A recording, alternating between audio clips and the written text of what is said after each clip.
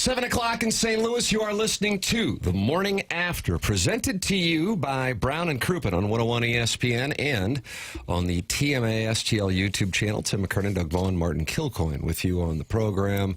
Jackson Burkett is on the ones and twos, and you are welcome to participate in the show in a wide variety of ways. Texting in 314-399-9646.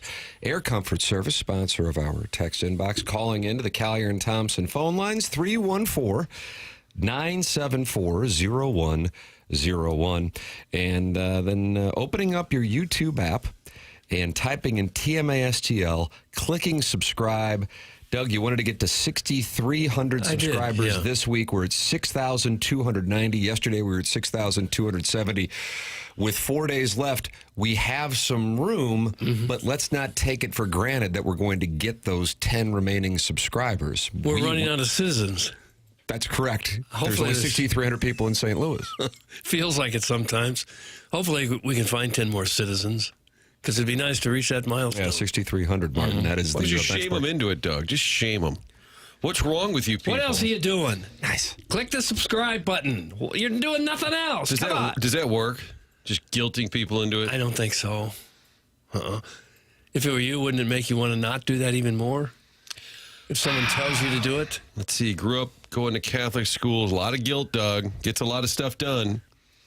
Then when you win a big prize, give it back. Give it back, Doug. Oh, yeah. Give it Is that back. the deal? Give it back. We have an auction coming up at the end of, Doug, is that January that we're going to that auction? I don't know. Actually, I'm sitting with your boy Poling, my roommate. The great Matt Poling was at the MAC last night at the Jack Buck Sports Awards. And he won it. Overdue. No, he did not win an award. He was at the table with you. No, he was not with me. He was at the table with City SC, the football club. Who are you sitting that he works with? Brian Stowe, the Battlehawks, Frank Cusimano. This is a media table? There was a media table. Doug, were we off to the right I wasn't of the there. dais? I don't know. You would have been. Your boyfriend, Mark Milton, was there. My boyfriend. Oh! And Tim, I think I accidentally golf cucked Doug. I didn't mean to, but he was with his buddy. His buddy, Dennis Weidman. They start talking about... That's how Doug gets to go play... Old Warson. Right. And you're on the wait list, and you're down to like third on the list, I think. I think so, yeah. This was the last board meeting. They were mentioning how they often invite Doug to golf. I said, oh, yeah. I said, he's been injured lately. They go, yeah, he's never able to play. I said, geez, I wouldn't mind. They go, do you want to join us? And they said, if Doug can't play. And I said, no, hold on. I am not. Cucked. Wow. I just got nicked. Wow. And I said, no. I said, I'm not a good golfer, not interested. They said, well, no, that'd be great. And then at the end of the night, Mark Milton said, hey, let me get your number. And I said, I am not taking Doug's spot on the golf club. When do you guys play? Because I can always be available. Doug's work husband. Martin is Doug's work husband. I don't know. I never had a work husband. We are now at 6,300 subscribers, so I guess the shaming all right, good. See, it does work. Good. Brick by brick. Found the citizens. Yeah, talk it over in there with, let's see, Anna Marie Longwell. Doug, another female listener. There's so many of them. Bill Reloaded, John Scores, MD 2020, and Kitty Bates. They're all in there, and you can join in with the conversation. Jackson, how does this Stiefel dossier look for December 9th, 2025 in St. Louis, Missouri? I mean, it's present. And accounted for? It's there. Wow. Does it have much in it? Probably not. No. Come on, you got to go to Frank's school. What do you think I lined? Do you think out of nowhere, for the first time ever, I lined up some smorgasbord of guests? It's never happened ever. You think today was the day? I woke up on this Tuesday, December 9th, and said, let's get some Hall of Famers on. All right, I got nothing. What do you want? Classically trained. I got nothing. Do not. I got nothing. What do you want from me? That was what the producer of the program said. Yeah, at 7:04. No, what you say is, okay, we have, it looks to me, Redbirds at 7-3. We'll do some CFP. Blue Note, more Redbirds, and more CFP. And then we'll check the till. We have a terrific show lined up. Thanks for being with us. That's you just sell it. Can you sell it, I paper? can't sell it. Okay, Frank could sell it. Yeah, you could sell it. I can't sell it. That's a tough one to sell. But no, I could try. We have Monday Night Football, Tim. We have checking the till. The Chargers and Eagles. Doug wants to break down Jalen Hurts' status in Philadelphia. Has his time begin to expire, even though he's fresh off of a Super Bowl? Well, your voice got kind of high there, but he didn't have much last night. He didn't have much time. Nice. I was fascinated by the play where This is actually happening. he committed. Well, I think Tim was kidding. I was watching it. He committed 2 turnovers on one play. Did you see that? Yeah, that has not ever happened. Yeah. At least dating back to when they started tracking these statistics. That's 78 or 70? I don't know the years, Tim. There was an interception. The guy returning it fumbles. Hurts gets it and fumbles it himself. You cannot lose games in the NFL and still win. No, you can't. And it was Trent Dilfer who got fired at UAB. Yes, he did. That's correct. Maybe he had that same philosophy and his AD didn't quite buy into it. Possibly he was replaced by Chris Mortensen's son. Am I correct on that? I think so. So. Well, hell, somebody will look into it. Yeah, that's probably the lead. Let's open up the phone lines. My gosh. Oh, it's a- Callier and Thompson phone lines? Yeah, it's a Tuesday. 314-974-0101. Phone line Tuesday has just been named as we celebrate 6,300 subscribers on the TMASTL YouTube channel. A benchmark moment on the program. Yeah, that's Old school Load radio, up the Doug. calls. Doug, open them up and just say, all right, caller, what's on your mind? Yeah. That's it. Doug likes Okay, a good let's trade clear proposal. the lines. Whatever we got there, let's clear the lines. Clear them. If you're on the line now, get off of there. Clear the lines. Kurt is hanging up on people. Okay, we Pastor, should you're be going to have good. to call back. We should be just good got hung now. up on. Okay. We don't want to clog. They were clogged up. Now they're clear. You can get right in if you call. Guys, that's the Worse and Woods Wacko. He listened to the David Freese, Pat Maroon podcast, and I believe Pat Maroon asked David Freese his dream golf foursome. The Worse and Woods Wacko is taking it upon himself to let us know what his dream golf foursome is, and he says he would like to play with Tiger Woods, Bill Clinton, and Donald Trump. And the reasons aren't necessarily greatness in golf or being presidents. It's I'm editing on the fly. You might not be able to tell. Their dating history? That's correct, Martin. Nice read. It's like we were playing $25,000 and now a $100,000 pyramid because of inflation. Yeah, that Never give up on my dreams. it would be an interesting conversation. Yeah, that would be interesting. That might be my 3-2 now. Is that right? Yeah. Maybe you can get a fivesome and play Ruth Park. I don't know. I was thinking Milton and Weidman, maybe Kachuk and me. Boy, you're working hard. That's politicking. Over at the club. Wow. Boy, that's a golf cuck. It happened, though. It did. I didn't mean to, but then later I was like, it sounds kind of good. Yeah, it is good. It's a great course. This guy. R.I.P. Sports Illustrated. What happened? Did Sports Illustrated officially shut down? Formicola take over. Was it written by an AI that they went under? Doug's prison wallet just announced that they're shut down. I mean, nobody would really notice. Kind of stopped being a thing several years ago, didn't it? Let's see. By the way, Tim, Yes. Coach Schertz was at the event last night. Oh, is that right? Friend of the program. Friend of the program Co-host. talked a little bit about the Billikens, and he said, yeah, I heard Tim was there. I'm like, what is it, like a thing? him. He goes, yeah, Why I did heard they Tim stop was the game? I heard he was there with his family. I was prepared to make a speech, never got the nod. Like In the Brian middle of the Kelly. game. You just take the floor and talk about your family. That's right. said, I hope it didn't interrupt the flow of the game there. He said, yeah, I heard Tim was there with his family. I said, And he coached his tail off just to give Tim a good showcase. I should have laid the 24.5. It was sweat-free. I was trying to explain spreads to my 8-year-old and 3-year-old.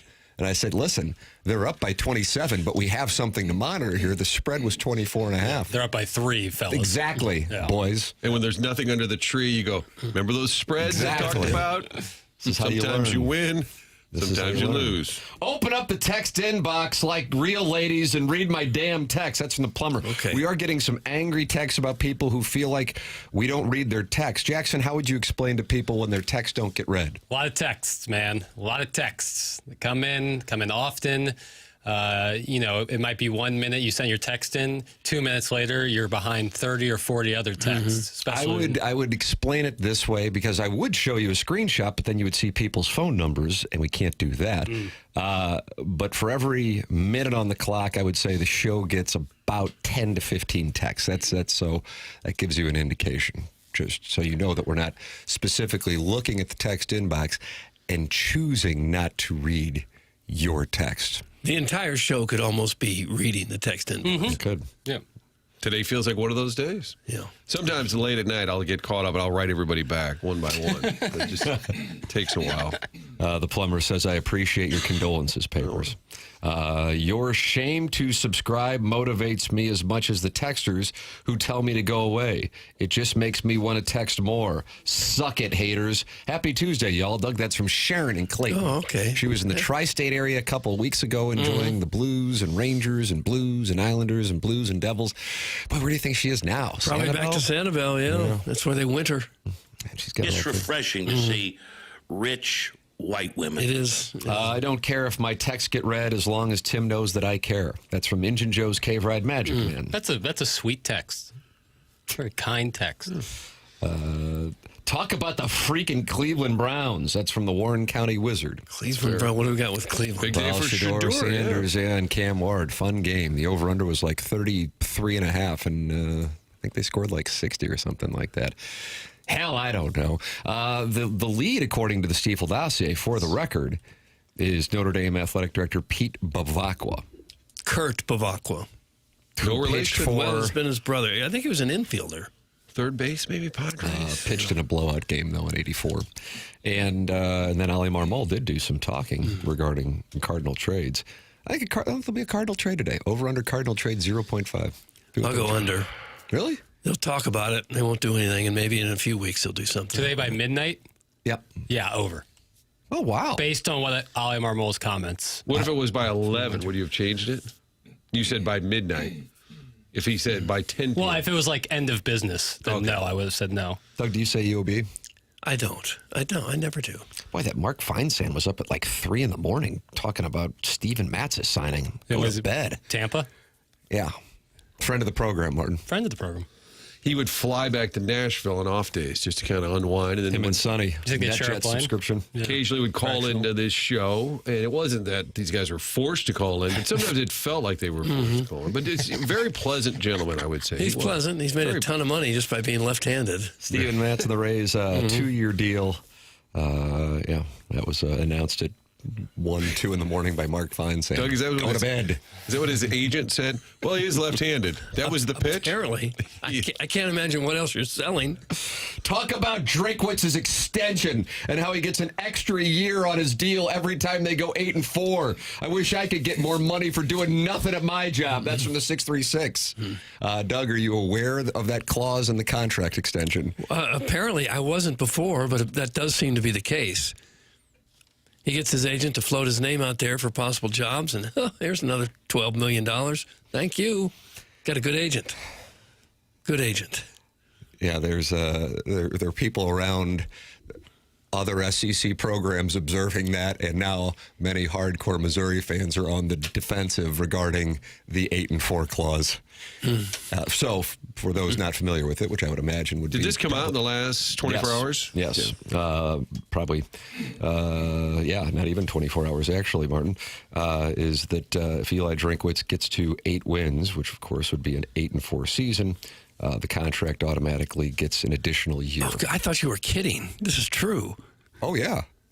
Oh, Lord.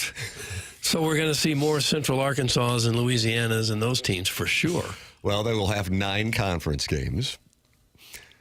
But, yes, if they were to go 3-0 against teams of that ilk. Yeah, that's a good start. And then go 5-4. Then you get another year in your deal. I think what's embarrassing is that the agent or the coach would want that in there as some sort of measuring stick or a bar. It's not much of a bar. I think that's that would be the beef, I believe. Papers, what's your reaction? The contract extension stuff never bothered. Like, whatever they do with it, like... It doesn't really matter. It's not my money. Like, if you fire them, it just costs the university more, and they got plenty. So, like, I just, that stuff never really bothers me. I like that the staff pool increases by $4 million up to $16 million. 33% increase.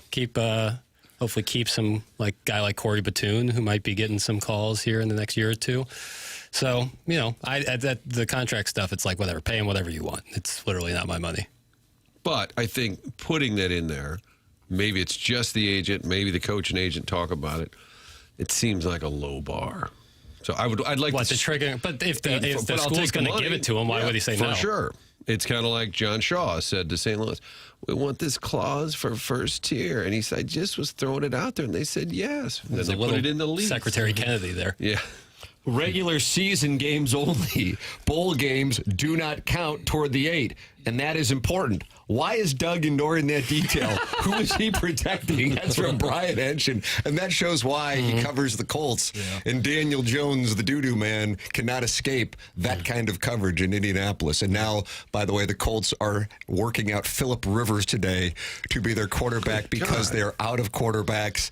And Phillip Rivers, who has not played since 2020, may be playing for the Colts this weekend as they fight for a playoff spot. He's Sweet 44. mother of mercy, we need to get Henshin on the show. He's 44 years old. Yes, I wanted to talk about Tom Brady, and I also wanted to talk about Phillip Rivers.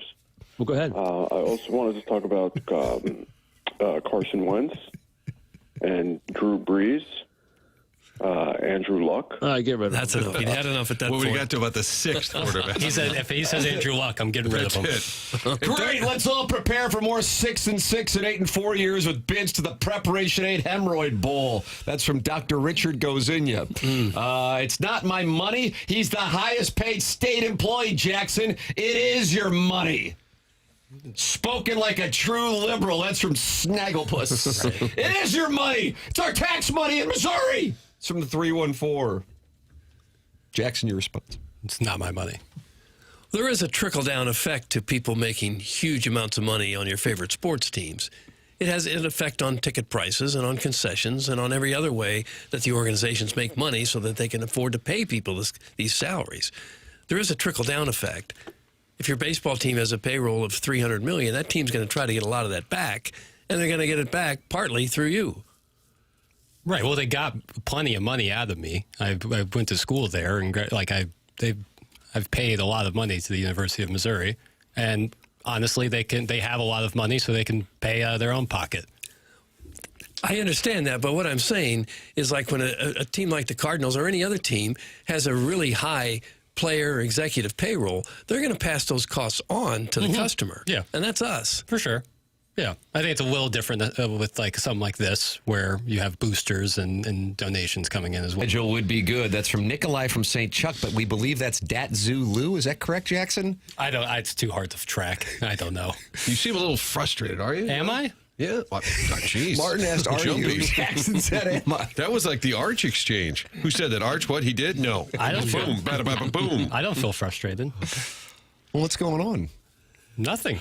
I don't want to create a false narrative. You just No, seem- of course not. No, That's I the would last thing you'd want to do. never create a false narrative with papers. He just seems so unhappy. I know, right? Boy, the Missouri fans, this is tough because if you are a Missouri fan and you've been on social media and you got the SEC fans who've become aware of this clause, you've been fighting it for about the last 16 hours. And maybe they were tuning into this presentation as an oasis from the criticism from other programs, and now they are ready. 5-3 is above 500. Nimrods. That's from the St. Raphael Godfather. Well, thanks for that little math lesson. 5-3 is not 9, right? We're talking about 9 Or is it conference 12? games. Of the 12, 9 would be SEC games. What are we doing with this 5-3 number? I don't know. I guess that wouldn't make sense. 5-4 would also be over 500. How about that, Doug? Okay. Well, if you're looking for 5 wins every year in the SEC, that's not going to be easy to get. There's really not many pushovers anymore. They usually can handle Arkansas. Beyond that, almost everything else is a toss-up. Hold on a second. Is this clause real? I thought you sillies were joking. Doug, that's from Dr. Dickenball. I did too. Did Gabe report this? Is that where? Okay. That's why I read it. Details of the contract. Yes. What are you smoking, Martin? No employee should have to pay his company for other employees, idiot. That's a shot at my exchange to get the Plowhawk on board here at the end of 2021. Heiser House hooligan. Let's not call each other idiots. He's You been idiot. very active. I don't know, Doug, if you've been looking at that. That's a gentleman that Well, okay, previous. might need to have a sit down, Okay. so to speak. Calm down. Wait, here's a previous one. For the love of God. Another one ended with Jesus in all caps. I think if I were a coach making $12 million and we were a little shy on getting that star player, I'd be tempted to throw into the pot. I would. Mizzou is playing the long game. When the playoffs expand to 32 teams, they will be vindicated with this contract. That's from the amateur proctologist. How many millions would you have to have in your bank account before you start sending some of those to your favorite schools so that they can pay players? You'd have to really have a boatload of money, wouldn't you? To just before throw you it could away? Justify that. How about the Michigan State donation last week? $400 million. Yeah, I saw that. Oh, Yeah, I saw that. To the athletic department. Not to cure cancer, not to solve any world issues. Or lower tuition for the other 40,000 kids who are there. $400 million. Here, have it. Somebody's mad at you, Doug. I don't follow it. Doug knows nothing about the economics of sports. The Cardinals lowered payroll and raised ticket prices. Doug is so dumb. It's from the 573. Boy, it really is going to have to be a toughness Tuesday around here. We're just taking it on the chin. I largely agree with Papers. I don't care about the contract. You pay them whatever you want. I think what's interesting there is that clause is put into a contract, and I'm surprised that's the bar that everybody feels good about. It's fair. Well, I don't care about the contract either. But I didn't say you did. But I Why is think, Doug yelling at me? I think that it would be naive to think that escalating costs for players and executives don't get passed down to the consumer. They do. That's why it's $80 to go to a game now, and it was $5 40 years ago. I think if you're One of the reasons anyway. If you're in the fundraising department at any college, I would think, and you're not on the athletic side, I would think it's a tough sell now. If you go to people with lots of money and say, well, I just gave it for this, and then they wanted it for the stadium, and now I'm in the NIL. Well, we kind of wanted a new building for the nursing department. Yeah, we're going to have to hold off on that. I would think on a fundraising side, you're going to get to a point where there's only so much you can bring in. After taxes and his agent's cut, he is making like $3 or $4 million maybe. That is barely enough to live off of and doesn't really allow for him to peel off a lot for NIL. That's from Mr. Licks. Doug. That's not true at all. $3 After or $4 taxes, million? he's down to 3. He's making 12. $3 or $4 million. And Mr. Licks says that is barely enough to live on. Okay. He needs a new tax account. He needs Mark Milton to do his taxes if he's only getting $3 million out of the 12. And Martin golf cucked you with Mark Milton, He but you're sure still did. going to talk about Mark Milton online Really at bitter. STLTaxLawyer.com. Mark Milton's dad was a great high school basketball player in Benton, Illinois, played with Doug Collins, who later became the first overall pick. And in fact, Doug's guy, kind of my guy, Mark Milton said, Darn it. said if there's any chance you could mention that, my dad is a loyal TMA. how about I that? believe it was Joe. That was my father. I think so. What's that? You and Mark Milton share a father? Did you say Joe's my father? No, I said he knows my father. Do we he need knows a your father, paternity test? That'd be fun. Little Maury Povich Tuesday. Yeah. No. Doug, can you tell us about Mark Milton and who people's fathers are? If Did you want me to do it, his dad Tim? is Joe, I think he said his dad is Joe and a listener. And his son, Mark, is just a brilliant tax attorney. He's been doing it for a long time now. He helps individuals and small businesses solve their tax problems. Sure, he can do your taxes. He can help Drinkwitz get more than $3 million of his $12 million salary. But what he really does, what he specializes in, is helping people to tax issues. If you've got unfiled tax returns or tax liens, bank levies, wage garnishments, that kind of thing, maybe you're even facing IRS criminal investigation. These are serious legal problems, and Mark Milton has got all kinds of experience to help you through that. He started his legal career with the Department of Justice in Washington, D.C., where he represented the IRS in tax cases around the country and received the DOJ's Outstanding Trial Attorney Award. He is the IRS penalty killer. Any kind of IRS problem you might have, you contact Mark Milton at STLTaxLawyer.com today. You'll be saying, I am not guilty. I am with Milty. You might even laugh when you say that. Remember, the choice of a lawyer is an important decision and should not be based solely on advertisements. Get involved on the program. Many are certainly doing so. Air Comfort Service text inbox 314-399-9646. Save that number in your phone, and you can text in anytime you would like. You can also open up your YouTube app. Subscribe to the program. We are now at 6,300 subscribers on the TMA STL YouTube channel. And talk it over with other TMA listeners like Bourbon Bob, Too Fat to Kayak, and Vic Steele, 2499. And, of course, email in for our Design, Air, Heating, and Cooling email the day, the morning after at InsideSTL.com. That comes your way at approximately 10:45. There's your Stiefel dossier. This is the morning after, presented to you by Brown and Crouppen on 101 ESPN and the TMASTL YouTube channel.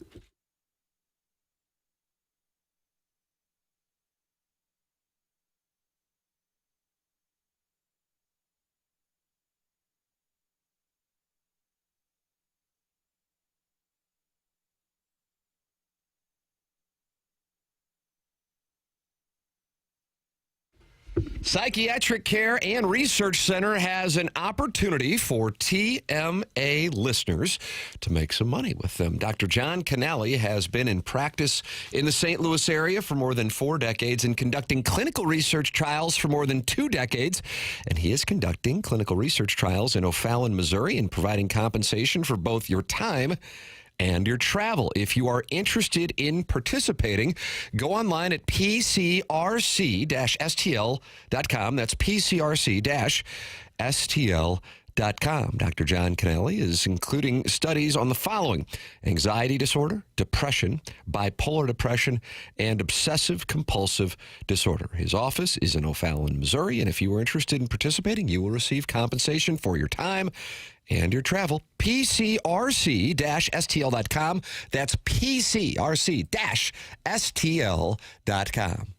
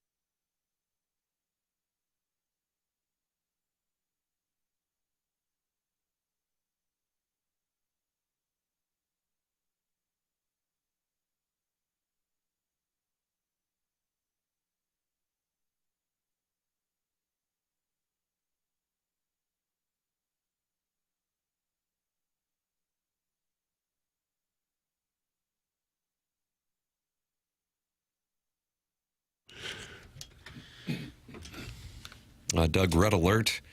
What do they call these little things? Little cushions on the headphones if you're watching on YouTube. What a treat you to see it. Yeah. Is that what it is? A cushion, I would say an ear cushion. Yeah. Well, it fell off. An ear in the comfort commercial device. break. And I am not going to be much good to you. I wouldn't think so, not with this problem. Maybe I can you need do it some like glue? We Are the World. I really need just like better headphones. I've just had these for years. They're made special in Thailand for lopsided skulls. Oh, So, it's bigger on one side than the other? yeah, so it's very helpful. All right, I think I replaced it. The show goes on. Okay. Who sang that? Bruce Hornsby? Am I right on that? Was that Bruce I don't Hornsby in the know. Range? Martin Bruce Hornsby? Friend of the Skippers. Yes, randomly. Batting practice. Big series this weekend with the Astros. What do we got going? Horns is here. Oh, wow. Okay. I walked down to the ballpark at like midnight. Me and Bruce Hornsby one night after he was hanging out at the game. It's like 2001. And he was just going to walk home through downtown St. Louis. Tall fella, right? Aye. And I said, do you want to ride back to your hotel? And then a part of me thought, I wonder if he thinks I'm hitting on him. I wasn't hitting on Bruce Probably. Hornsby. That could be the title of the Fair. segment. Yeah. You don't hear that a lot unless you're hitting on someone. Right. So is it he doth protest too much? Because, like, what if he would have said sure and, like, smiled and then invited me up for a nightcap? Now I'm in a tough spot. You should have prefaced it maybe by saying, this can be kind of a tough town. Would you like a ride back for safety reasons? Because I'm one of the toughs. Absolutely. I'm 5'1". I'll protect you. I've heard stories over the years, the Sunday sports shows where people, Doug, did you ever have to go pick up a guest for like the Sunday show? They would be in the lobby at One Memorial Drive. You know, I remember when we had the Final Four, we had a bunch of different shows, and Paul Hewitt was the coach at Georgia Tech, and they had made the Final Four the year before, and he was going to be agreed to be like on our studio show, and for whatever reason, I picked him up at the Millennial Hotel because he said, well, could you just give me a ride? And we were going down to the Dome, and he didn't really know where he was going. And you pick somebody up that you've never met in your life. Hey, well, you guys really made a great run last year. And he was a super nice guy. I've always rooted for him because he not only agreed to do the show, had been in the Final Four the year before, and just said, sure, come by, give me a ride. But I was not hitting on him, by the way. I gave Pierre Turgeon a ride once to the arena in Denver during a playoff game. I don't know why he was running late. We were leaving. Maybe he was early. I don't know. It was a photographer getting in the car. He was hanging out at the hotel. I said, are you going to the arena? I said, yeah. Can I get a ride? Wow. Sure. What kind of game did he have? I don't remember. Because Yeah, if he would have said, where's that Doug fella? I'm going to need a ride tomorrow. He was from... Yeah, he was more French guy. Right. I couldn't. That Yeah, was, that you was went more Eastern like Nam. European. I feel like Nam was the photographer, but he was what I was hearing in my voice. What is kid? Tim was worked me. with That was Nam. kid. We'd be at the airport, and Nam would say, "What is kid?" I'm like, "Excuse me." He said, "What is kid?" And that was Tim. I was the He was kid. always looking for kid. He went with a news reporter once to cover some president was in town, and at the checkpoint for the media to get closer access, he said, I am, in his Russian accent, I am here to shoot president. Excuse me. So wait a minute, let's say that again. He's the photographer. He's not here to shoot anyone. He's going to get video footage. Doug, number 77 was a hot little Frenchie. That's from the recovering alcoholic from Belleville in Webster Groves. Dynamite player, Hall of Famer now, right? I believe He's he is. getting I guess Hall of he's Fame. implying Recently. that you were driving him around because you were attracted to him. Couldn't have been a nicer guy and a fantastic player. But as far as his appearance, I didn't care about his appearance. okay. For some reason, he needed a And ride. I didn't Sure. invite Bruce Hornsby in my car for no reason. Did he turn you down for the ride? Did you? He did. He declined. I think it was a little uncomfortable. Savvy. Yeah, it was a little uncomfortable for him. You can text in with your encounters and trying to hit on musicians, 314-399-9646. Then you got that Michelob Ultra YouTube chat where friends like Bourbon Bob and Willie's Customer Care are in there. Is that for Willie's Bar in Columbia? They have their customer care? I like that. Well, if they're taking requests, bring back the old wings. God bless America. It pisses me off. I got my hotel rooms booked for all next year in Columbia, Missouri. Have you brother. really? You better believe it. At the 8-4. Ritz-Carlton. Here we come. And an extension kicks in. And they announced the schedule on Thursday night, I believe. Well, then I think we'll go to Oxford. And I think we'll go to Athens as well. How do you do? Do you know the dates when they're going to play home games? They're announcing those on Thursday. So you just book every Saturday of the whole fall? That's right. That's right. You have to leave a down payment for that? I'm liquid. Oh, gosh. Well, I'm liquid AF. That also Hello, could be a Vivian? title. That's what you tell the woman or you just do it online? It's online. I was old Browsers. school thinking. You call the front desk and book Boy, it. Doug That needs a lot of logistics. doesn't on this happen one here. anymore. $5 million is to $100,000 as Ledoux is to Warson Woods. Suck it, wacko. That's from Mr. Licks, who is adamant that Eli Drinkwitz is struggling financially. Pucks in deep. Pucks on net tonight, boys. Whoops, sorry, that was meant for the team chat. That's from Dada. So it sounds like he is coaching up the boys. I don't know who's in this team group chat that he's in, but he was letting them know what to do tonight against the Bruins. Pre-game here on 101 ESPN, 6 p.m. Puck drop at 7 p.m. And Dada is actually Daddy Padre. Who is the Blues? He's not Gold. the Blues anything. He was a fan.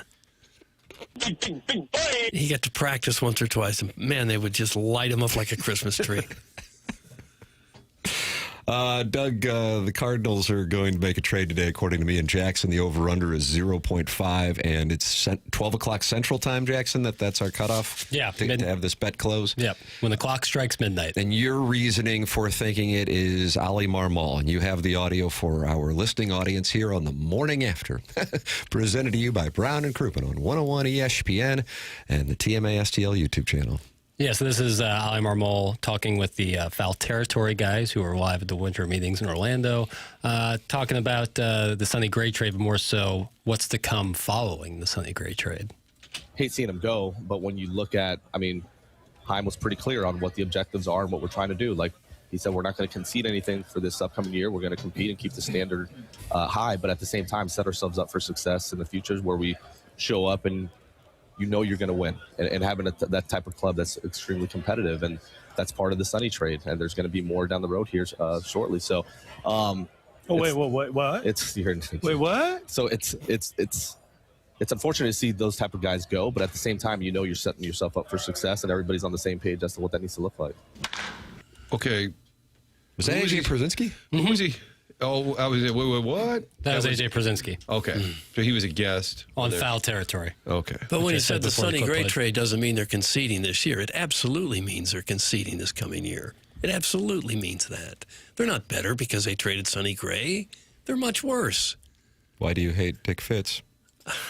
I don't hate anybody. name taken But in to the be inbox? honest, you are conceding the season when you trade your ace for a prospect.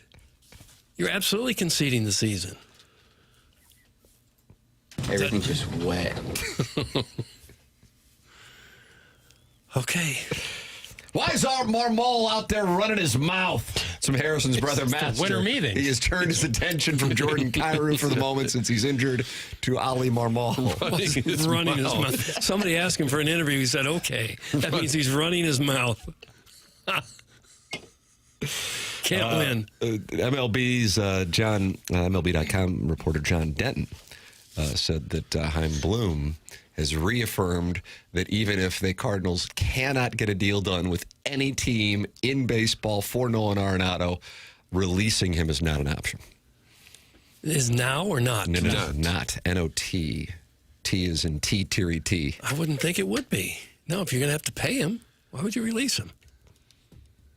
Well, what is that number? I wonder what's the number that he would agree to just tear it all up? You buy him out of his deal. What is that The number? Brandon Saad special? So he would become a free agent? Yeah, would he take $20 million just to be a free agent? I think Tony Clark and the MLBPA show up and say that won't be happening. Probably not. I don't think it's going to happen, but Because if somebody wanted him now, they would probably have made some sort of offer to get him now. Were those Foul Territory goofballs wearing their hats backward in the hotel lobby during that interview? That's from Eric in the Central West End, Jackson. Good question. It's a good question. Przinsky was hat backwards. Really? Well, I'd like to know what size that is. That looks like an 8. That looks like an 8 size cap. That's Are you good at that? No, big I- cap. He's the only person visible on this video I can see, and his hat is for sure backwards. And that bothers you. I think if anyone gets the pass, it's former MLB catchers, considering they would always wear their hat backwards during play, so it's just kind of natural to them. But generally speaking, a backwards fitted cap doesn't look all that good to me. No. But that's just my stance. You can have a different stance if you like. Look at that. This guy's pro-liberty, isn't he? I am. Nice. That's exactly what I am. Wonderful thought. So are we going to get a seventh catcher or not? That's a baseball trade, right? Because we currently have 2 to 3 who can rake but can't play catcher, 2 who can catch but they can't hit, and then Pozo's there for the fans. It's Carlos For the Spicer. fans. The fan. For this fan. I do like that. Bozo hits. He does hit. No matter where the pitch is, he'll just smack it down the line. Yeah. It's time to let go Arenado and give Brett Wallace his shot. That's from Shrimply Pibbles, who oftentimes will send in pictures of his wife, but will no longer do so because I picked Mississippi State against Missouri. Well, Brett Wallace was about 30 years ago, right? I believe that's when Matt 25. Holliday was acquired for in 2009. Matt the Bat, if you're listening, please confirm. Okay. Because we would have no other way to find That's out. correct. Yeah. That Yeah, is that correct. information is withheld. Why does Jackson hate Ken Griffey Jr.? That's from the Flat Avenue Boy. Why does Jackson hate King? Oh, because he would wear his hat backwards. That's right. Kid. Yeah, I mean, there's certainly going to be some exceptions because I don't know if anyone's been cooler playing the game of baseball than King Griffey Jr. Why do you hate Fred Durst? That's from Ray King. That's an example of a bad looking backwards cap. That's So an you're example down of on it Limp Bizkit. of not working. Why do you hate South County? Why do I hate South County? Your words. Yeah, right. I don't know. I don't frequent often, I would Ugh. say. How about that uppity? Show yourself off in Melville. If I go south of Vianney, is that now South County? Yeah, I'm afraid it is. Because I live a little south of Vianney. Yeah. Yeah, so I guess I've been to that region a little bit, but Oh, I'll be there. I'll pick up that wingy at Helen Fitzgerald's Oh, all day. right. Crinkle cuts, if you please. Yeah, I'll take some soppins. now I'll play golf anywhere. South County. Even South County? Sure. Tapawingo's in a pocket. right. That's a Not pocket South of. County? Sunset Hills. Oh, yeah, Absolutely. I've done plenty of work there. Picardis are wonderful people. Yeah. I think it's South County. I'm thinking more like deeper, like a little Millville, maybe a Tesson Ferry. A Oakville. little deeper in. Backwards hats have been keeping middle-aged guys looking youthful for decades. That's from McGee's Willie. There's sometimes where you have to go backwards hat. If Why? you're doing some sort of activity. Well, if you're shooting hoops or something, you should You turn shouldn't your... have a hat on. Well, I'm saying, like, let's just say it's an impromptu, like there's a ball. Take and the a hat hoop. off. Well, that's for, You don't play basketball with a hat. Well, sometimes when you're follically challenged, once you put a hat on, it stays on until you shower No next. one cares. I no care. one cares. Jackson cares. If you're putting in the rain, Doug, you got to flip that hat around. putting in the rain, in the rain. go-karting, if you're going I go-karting, wonder when's the last time you went go-karting. driving range. All right, might let's be- pack up right now. Live. Let's go go-karting. Let's go South County. Let's tie it all together. We're going to go to Tesson Swing Ferry. around Funtown has some There we go. go-karts. Ooh, they can I'm do a this- regular there. Do the little boats with the water shooter. Yeah, sure. That's a good time. A hat backwards in that situation. Batting cages there. Yeah. Another opportunity to put your hat backwards. So there's sometimes where you need to. You got to have a batting helmet on to get in. I know. Helmet on, hat No, backwards. what do you want to look like a duck? Like Sherlock Holmes. No. South County leads America in per capita vinyl siding. It's from Shrimply Pibbles, and he's providing the data. Is that true? I don't know that Who it would is. source that? A lot of South County is older construction, so it wouldn't have so much vinyl siding. What would it have? Brick? Yes. The Vianney-Dixon line is the regional demarcation for mudflaps and Mustangs. That's from Arbor Day. I didn't know they called it the Vianney-Dixon line. I don't know that they do. For a long time, they said you didn't want to live Sogo, which was south of Gravois. And now they moved it a No, little north to the I patron think saint of so. the Peach Fuzz mustache? Maybe. I've always thought the southern part of the United States starts at the Merrimack River. When you're going south on 55 into Arnold, you go from St. Louis County into Jeffco. Right when you cross the Merrimack, suddenly it feels like you're in the southern part of the United States. To me, anyway. And that's where Shelby Foote lived? Shelby Foote from Ken Burns' Civil War documentary? Am I correct on He that? lived there on the Merrimack? I believe so. Has anybody watched the Revolutionary War documentary? I'm yeah. 2 episodes in. Oh, you have? I saw the first 2 and 3, and I kind of lost interest I again. got to tell you, it's not really doing it for me. Yeah, I got a little slow. And I loved the Civil War one. Yeah. Loved the Civil War one. The hell's going on? I thought this was going to be a home run. Jackson, have you seen reviews on the Revolutionary War Ken Burns series? Is that 10 episodes? I've heard nothing but good things. Really? Yeah. And you're anti-documentary. Not necessarily anti-documentary. It's just that I got other stuff to watch. Oh, sorry to bother you. Awfully dismissive. That was more Yeah, American history. Yeah, that's Wow. not important or anything. Oh, trust me, I get it. He's watching things on 1917 Moscow. That's what's going on there. I understand it, though. South County floods constantly, which is why there are so many walruses. That's from the Crestwood Coyote. Is that correct? It floods constantly? Down there around Missouri Bottom Well, Road, at maybe. 141 and 44 is where they've had to. Yeah, but now they got change a the new ramps overpass all for in, that. yeah. But why would that make people heavy? That's my question. I living off catfish, maybe.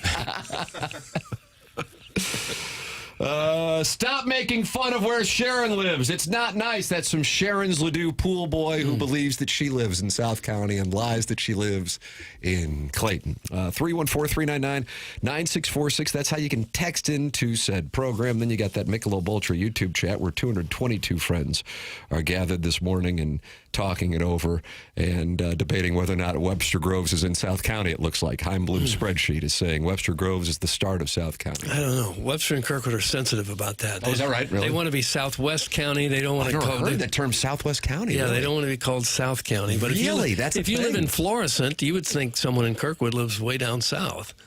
See, I would consider Florissant North County, but Well, I'm sure a it South is. Sider. Yeah, Okay, but are it Florissant absolutely people is. sensitive about Florissant being called North No, County? I would say, but if you live in Hazelwood, Florissant, you live way up there in North County, and someone says, I'm from Kirkwood, your thought would be, oh, you live in South County. I think. And then Kirkwood people want to fight the person from Florissant? Sure they do. Wow. Yeah, that's you want to throw down. I didn't know that this was a thing. It's a whole thing. When I moved to Flagstaff, Arizona, everybody on the staff was from California or Arizona. And I said, I had moved from Milwaukee, and they said, oh, where's that?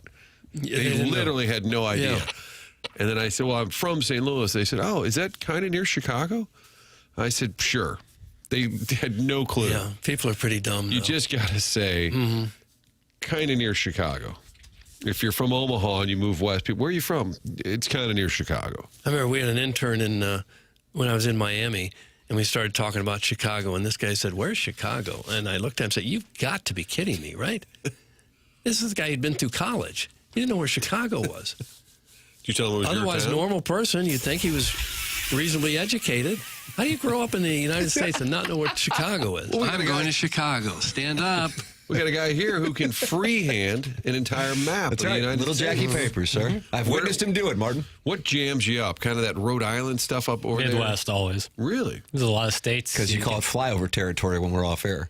That's right. No, it's just like if you mess up one, Kentucky and Tennessee got to make sure Missouri one's on borders top. 8 states, so if you don't get all 8 around them, around Missouri, pretty quality, That like should it's be the going to easy look. part. Is that where you start? Why? Because you see that on the weather maps every night. If I you know, watch the but weather. it's not about I can draw the state of Missouri just fine. It's the surrounding. It borders the most states of any in this union. So you Don't have say to, this union. Don't say that. So you have to be very careful about the states around it. Missouri, I'd say, is my worst state in my map because of that. States like in the Pacific Northwest or in the East or in the bottom, like Florida, Texas, those are easy because they don't border as much. So you get the shapes accurate as well, not just the placement, but you draw the actual- the borders. So like the Utahs, Nevadas, where they have little angles, or Sure. you got okay. Sure. Arizona has a Wow. couple notches. How in long it. does it take? Because I would probably get About a 6 2.5. I'll watch you do that sometime. All right. Oh, he did it one time in a sales meeting. Is that right? Yep. Mm-hmm. So you weren't locked in on the meeting? You were over there. Is it a form of doodling? Yes, it stems from me not paying attention in class and doodling. How big a sheet do you need? Loose leaf, standard, college ruled. I wouldn't mind observing this. I took a bite out of a protein bar yesterday and held it up and said, look, that's the state of Minnesota. No, was it really? It looked exactly like Minnesota. Who'd you say that to? Myself. I was really proud of it. Well, there's a sign of early onset. If you live in Florissant, you've got much bigger problems than where Kirkwood is. That's from Arbor Day. Bigger fish to fry. That's unfair. Boy, this St. Louis geography warfare is real. It started with Webster Groves and Cottleville. Then you got Mr. Licks trying to acquire Ladue to flood it out for a lake. Or, excuse me, flood Warson Woods. It's unfortunate what's going on this program. 314-399-9646. That's how you can text in to the show and insult people based on where they live. And then you can also discuss whether or not Webster Groves is South County in the Michelob Ultra YouTube chat where friends have gathered to talk it over. And we also welcome you to email in for our Design, Air, Heating, and Cooling email today, the morning after. It is sunny in St. Louis, Doug. That's lovely on December 9th. But it is also cold in St. Louis, 35 degrees. Tomorrow, the Hawk will be up, windy throughout the day, and cold. And I've got bad news for you, Doug. I got a low of 16 on Sunday, a low of 15 on Monday, a low of 19 on Tuesday. But it doesn't look like we have any snow or precipitation in the forecast during this cold spell. If you run into any issues, though, with your furnace, just go to TMASTL YouTube channel.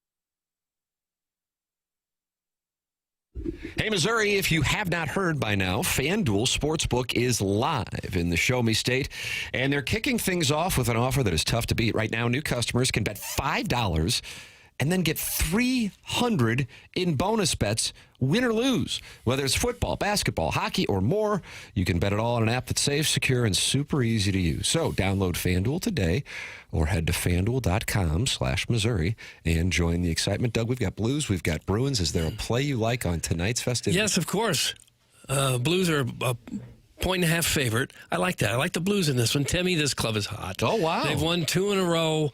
They're gonna stay hot and win a baby of some sort. They'll get ahead 3-2. Boston will pull their goalie, and this time the Blues will actually get an empty net goal. They'll win it 4-2, and they will cover 1.5. Little backdoor cover there for the Blues with the empty netter. I like that. Download FanDuel today or head to FanDuel.com/Missouri and join the excitement because Missouri, it's time to play your game with FanDuel. Must be 21 or older and present in Missouri. Gambling problem? Call 1-800-GAMBLER. First online real money wager only. $5 first deposit required. Bonus issued is now withdrawable bonus bets that expire 7 days after receipt. Restrictions apply. See terms at sportsbook.fanduel.com.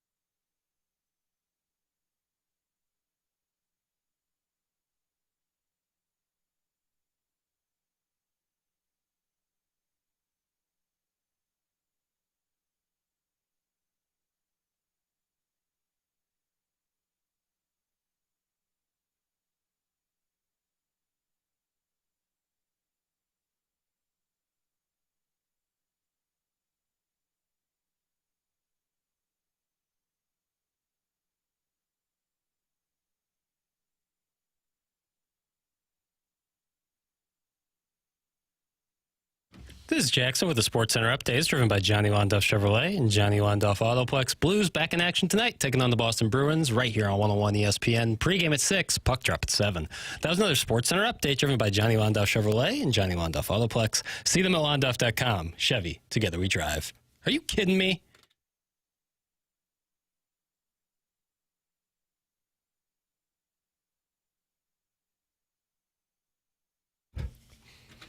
Doug, what is it? Anthony Kiedis' birthday, or is it Flea's birthday? Remember Flea was in Back to the Future 2? Remember that? Yeah. No. I like that movie. You like Back to the Future? Rank your Back to the Futures. Go. 1, 2, 3. I think it goes exactly in that. And there's a big gap between 2 and 3. Oh, wow. You're down on the Old West. The old one. It didn't work. But this, no one's birthday. This is my my nod to the 1992 MTV Music Video Awards. Of course. It was overdue. You want to hear who, just real quick, do you want to hear who performed at the 1992 MTV Video Awards? I do. I can tell Doug does not. Yeah, I'm dying to know. The Black Crowes, Bobby Brown, U2 with Dana Carvey as Garth, Def Leppard, Nirvana, Elton John, Pearl Jam, Red Hot Chili Peppers, Michael Jackson, Bryan Adams, Eric Clapton, Guns N' Roses. Wow. That, Doug. Jeez. That's just the people who performed. Okay, gotcha. But this all came up today because Jackson was watching Tate McRae on last year's VMAs. I thought it was about damn time that we gave a tip of the cap to the 1992 MTV Music Video. And you emphasized Dana Carvey. Yeah, that really got you going. You like the church lady? I just thought that was pretty cool. Like U2's performing, and also they have Garth. He is really funny. Yeah. And then the winners and nominees loaded. So this whole all today is just going to be a nod to that. Oh, wow. Yeah. And if you don't like it, too bad. I can tell. Yeah, this guy's passionate about the 1992 MTV VMAs. Your thoughts on the 1992 MTV VMAs? 314-399-9646. That's how you can text into the Air Comfort Service text inbox. Talk it over with other TMA listeners. You open up the YouTube app, you type TMASTL, and then you click subscribe, and the next thing you know, you're watching the show. And if you want, I think a lot of people watch but don't participate in the Michelob Ultra YouTube chat, but you can talk it over with other TMA listeners. And then you can call in 314-974-0101. Chairman Kurt will take your calls here on the programs. Hey, guys, Tate McRae is pretty neat, huh? Thanks. That's from Big Tuft. Yes. Okay. I don't know what else the person wanted. And he texted that in twice. It was such an important comment. He had to Tuft had to send that in twice. Tate McRae is pretty neat, huh? Irritated when somebody sends their text in multiple times. Yes. Like if I just send it 5 times, maybe they'll read it. He's from Calgary. Calgary native. MTV is culturally irrelevant. They sold what little soul they had for reality TV. I feel sorry for Jackson's generation that they were not around for the heyday of music television. That's from former TMA fan page moderator Neil Allen Craig Paquette. Don't feel too bad. We had this thing called YouTube where you could watch any music video whenever you wanted, wherever you wanted. So it was all right. But people still like seeing it on TV, I think. I thought they had the perfect recipe there where everyone else did all the work and just sent them their videos and they played it and cashed in on it. I don't know why they ever got away from that formula. Caller Ellen has questions about it, and she wants to talk about the 1992 MTV Video Music Awards, and she's on the Collier and Thompson phone lines. Good morning, Caller Ellen. Hi, gents. How's it going? What's going on, Caller Ellen? Well, I'm doing fine. Thank you. So, Tim, I missed a little bit of conversation, but did I hear you say that you were not locked in on the Ken Burns American Revolution? I am not yet, and I'm wanting to get into it because I was so excited when I found out that it was going to be released. But I loved his Civil War documentary. Oh, okay. I thought you said you'd sort of given it a try and were just sort of like, I'm just not, into it for whatever reason. And I have the same problem. If in fact that ends up being your problem. Well, Doug was saying he started to watch it, and I saw the first 2 episodes, and then by Wednesday I'd kind of lost interest a little bit.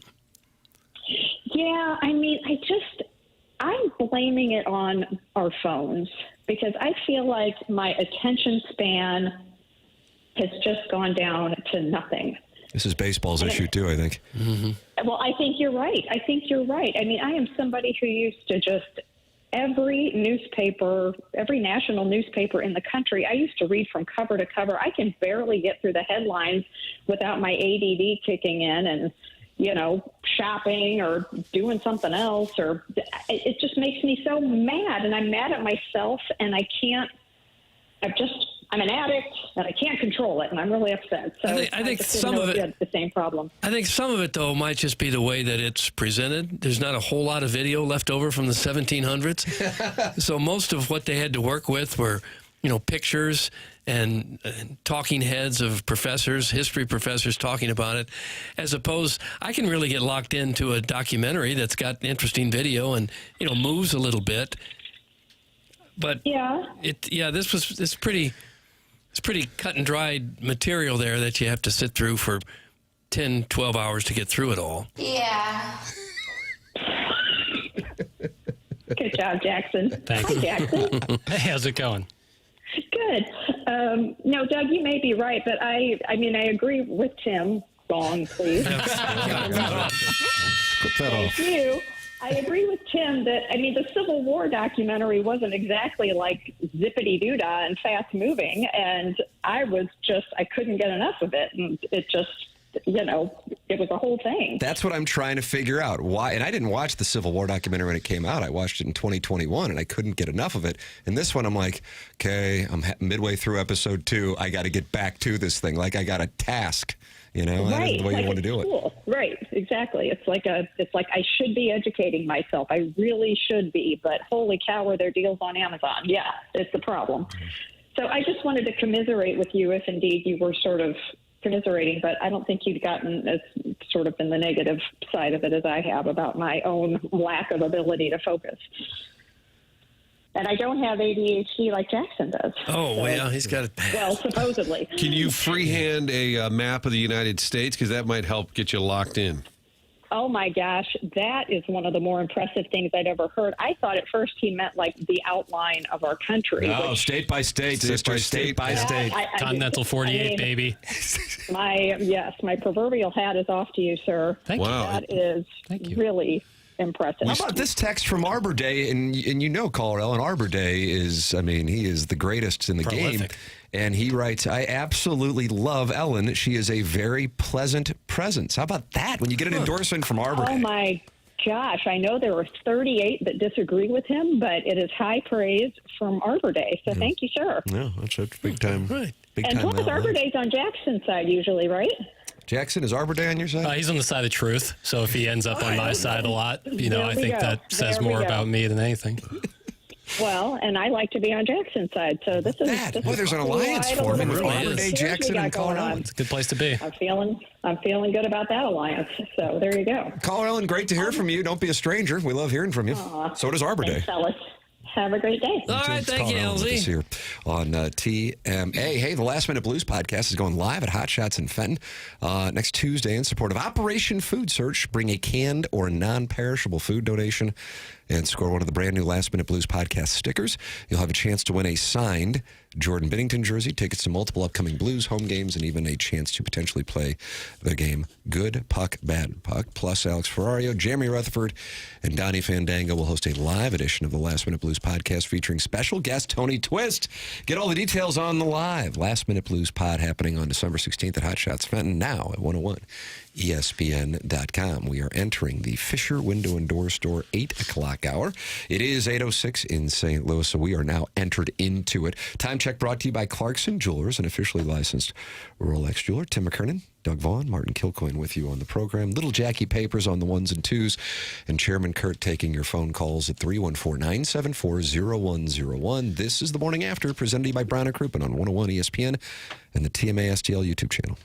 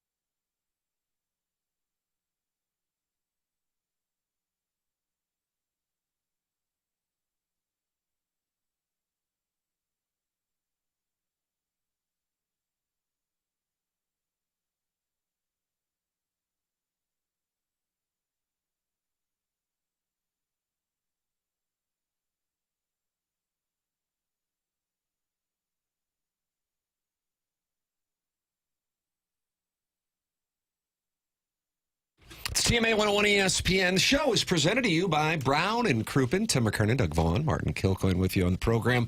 Jackson Burkett, who is in the midst of an eclipse right now. If you're watching on YouTube, Doug, the blinds are they're not able to slide to darken the room, and so Jackson is just staring into the sun. You need sunglasses? I'll be all right. That would help, wouldn't it? He has no mic either at this point. Yeah. He can't see. So we can gang up on him, but I'm most efficient. But I'm also getting clipped you're over getting here hit as now. well. Wow. The Stiefel dossier, the Brown and Crouppen show. Ed Herman and Brody Herman in. We might need a sponsor for the blinds. Can we get? Oh, yeah. Did they not turn to the side at all? They're not it's broken. functioning. It's broken. Jesus. Don't we have shit for window and door company? My title sponsor is falling apart. This is appalling. And Brody, good morning. Welcome back to the show. Good morning, Tim. It is an honor and privilege to be with you all here today. Not just him, right? No, all of you. Martin, Doug, Jackson. It's so great to see. We're Chairman Kurt. Chairman it's great Kurt's to right see back there everybody. taking I know he's calls. right behind there. Yes. Absolutely great to see everybody. It's phenomenal. It's a phenomenal morning. Just an honor to be here. Wow, you're fired up today. I You're sure am, always buddy. good, but today you might even be at another level. What's got you all worked up, Brody? Oh, we got a lot of stuff. We got a lot of stuff to talk about. Obviously, Jackson referred to the Notre Dame being snubbed out of a bowl game, and everybody knows I wanted Notre Dame to be in it because Jeremiah Love, my former classmate at CBC, running back, he's a finalist for the Heisman alongside Diego Pavia, Fernando Mendoza, and Julian Sand. He won't win it. I love you, Jay Love, and if you're listening, I have your comic book. Thank you for the comic book. He's got a comic? How he does, Jermon Star. Thank you for delivering it to me. But he's not going to win the Heisman. It's going to go to Fernando Mendoza. He gets to go. He gets to go. It's so exciting. Who's going to win now, Brody? Oh, it's Fernando Mendoza. It's not out, Tim. Fernando Mendoza, look what Indiana's done. I bet on Jeremiah Love to win, so I'd like to hear that you're telling me Jeremiah Love. But if you say it's Mendoza, I shall accept my defeat. All right, It's Mendoza. Mendoza, look what Indiana's done, guys. What the greatest turnaround maybe, and certainly of this decade in college football. 3 losses in 3 seasons for Curt Cinetti, obviously. Was on Nick Saban's staff at Alabama at one point in time. Just Google him. He doesn't lose very much. It's amazing. Indiana, Big Ten champions. You are getting a wrestling question on the chat. Oh, wow. Eddie's looking at the Michelob Ultra YouTube chat. What's the Cody question? Rhodes this weekend. Oh, gosh. Well, how do you pronounce that? Obafemi? Obafemi is how they pronounce that word. Do I believe he will defeat Cody Rhodes? No, but he will be on Saturday night's main event. So it's going to be a national event, guys. John Cena's final match is going to be on Saturday night's main event. Looking forward to it. Looking forward to not big topic of my show this week. We're going to preview the entire event. I'm looking forward to it. Can you bet on that? Can you bet on you can bet on wrestling anything. match? Yeah, go to mybookie.com and you can bet on all the match outcomes. That's a real website. That's a real website. You can bet. Oh, You can we understand that. We just have a relationship. Yeah, you can I'm a bet big on everything. FanDuel guy myself. There you go. You do you. That's fine. right. That's By the way, right. shout out to Brody, who I think it was even 3 weeks ago. We're talking about all the coaching openings. You said Matt Campbell to Penn State, and I had not heard that anywhere. And I said, I kind of like that. Look at you. There you Nailed go. it. Yeah, absolutely. I heard it somewhere, and Matt Campbell at Iowa State's done a stellar job, and Penn State was kind of struggling on their coaching search. That was extended a little long, 54 days, I believe, and they finally got it done. All is good in College Station, State College, Pennsylvania, and he's at Penn State. All is good. Hopefully they'll turn it around. We'll see. All is good, though. Matt Campbell's at Penn State. What else? We need some more foreshadowing or bold. Yeah, do you see any other future plays that we can take advantage of here? There's a lot of prediction. I think Nolan Arenado gets traded. I don't know which team yet, but I do believe he gets traded. And I think it'll happen at the winter meetings. Okay. I really do. You think this is happening here in the next few days then? I do. Okay, I really do. I think they're going to get it done. I think it's going to start. The shorter, you got to peel the Band-Aid off for the Cardinals, guys. Just dump it all. Alleviate that salary. Go into the year. That's how it operates. I think they'd love to do that. The twist is, can they get something in return and not have to pay the salary? Because if you got to pay the salary and you're just giving them away, I don't see the point in it. You got to free up the position. You got to free up the position. You got to have the future. Well, you can sit on the bench if he has to, but if you're going to pay him, you might as well keep him if you don't get anything in return. Guys, breaking news this week. Jeff Kent is going into the Hall of Fame, folks. The great second baseman of the 2000s generation. You heard it here first. No, I know. I'm just saying. Anyone hasn't talked about it yet. Jeff Kent going in the Hall excellent How about who's accomplishment. not going in? Bonds and Clemens. All right, the steroid guys are clogging up the ballot. No, they're clogging up the ballot. You know who should have been on there? It should have been Lou Whitaker. And that's an example. Kurt Schilling should have been on there. I'll give you another one. I'll give you Kenny Lofton. Yeah. Those are three guys who just started off. Bernie Williams. These guys are guys that should be on the ballot, but they're not. And they're clogged up by a bunch of steroid guys. And by the way, it's only going to get worse on the veterans. Manny Ramirez, Alex Rodriguez. It's only going to get worse. I don't like it one bit. However, impressive showing by Carlos Delgado, 9 votes. Jeff Kent getting 14 votes to get in. Of course, Dale Murphy and Don Mattingly, both 6 votes apiece. They'll be able to be on in a couple years. And then, of course, I don't believe that Bonds, Clemens, Sheffield are going to be eligible to 2031. And if they don't get more than 5 votes there, they'll permanently be off the ballot forever. And I guess that closes the book on the chapter of the steroid guys. It's just weird. Bonds, Clemens, A-Rod. These 3 guys could all have an argument for being in the top 10 all-time players in the league, and they're not there. Maybe they should go in with an asterisk how would you beside their litigate name. this, Ed? How would you manage this situation? Can we have an asterisk with the Hall? You know, no, I don't know that you need one. And I think what's going to happen is I think it's actually will be a good thing for more time to pass. And maybe the lesson here is leave the steroid guys off the veterans ballot for a longer stretch of time. Because the only way they have now been tested enough times, enough players on enough ballots to see that as good as you may have been, you max out at about 60%. Under any format, they're just not getting past that number, and it's actually gotten worse with the veterans. Only chance they have is if we're 10, 15 years down the road and people look back, and at that point it's clear that there already are so many guys in that had used. Like right now, I don't, we all know the names. Some people will say, come on, Pudge Rodriguez was on that Rangers team everybody was using. He had that 1 year in 99 where his numbers really spiked, and that happened to be the exact time when Juan Gonzalez and Palmeiro and all those guys were there. But we turn an eye because Pudge was such a great defender, and we say, well, 13 gold gloves, we know that didn't come from steroids. So people never really talked about it. You got a little chatter with Jeff Bagwell, but he's in. You had a little chatter with Mike Piazza, but he's in. It may be that in 10, 15 years, enough guys just look at it and say, come on, what are we doing here? Now A.J. Przinsky came out yesterday and said, in his mind, 2005 is the delineator. When they had testing in place, when there was a clear rule in place, if you violated that, when everybody knew and nobody could hide behind any excuse, those guys, you don't consider them. That's Cano, that's A-Rod, that's Manny. Even Palmeiro, they tested after that.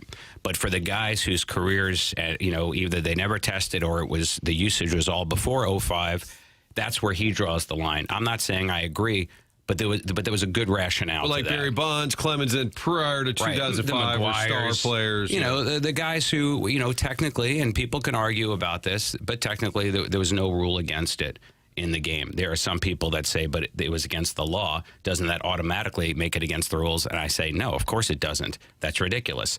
People break laws all the time. It doesn't have any impact or relationship to their career.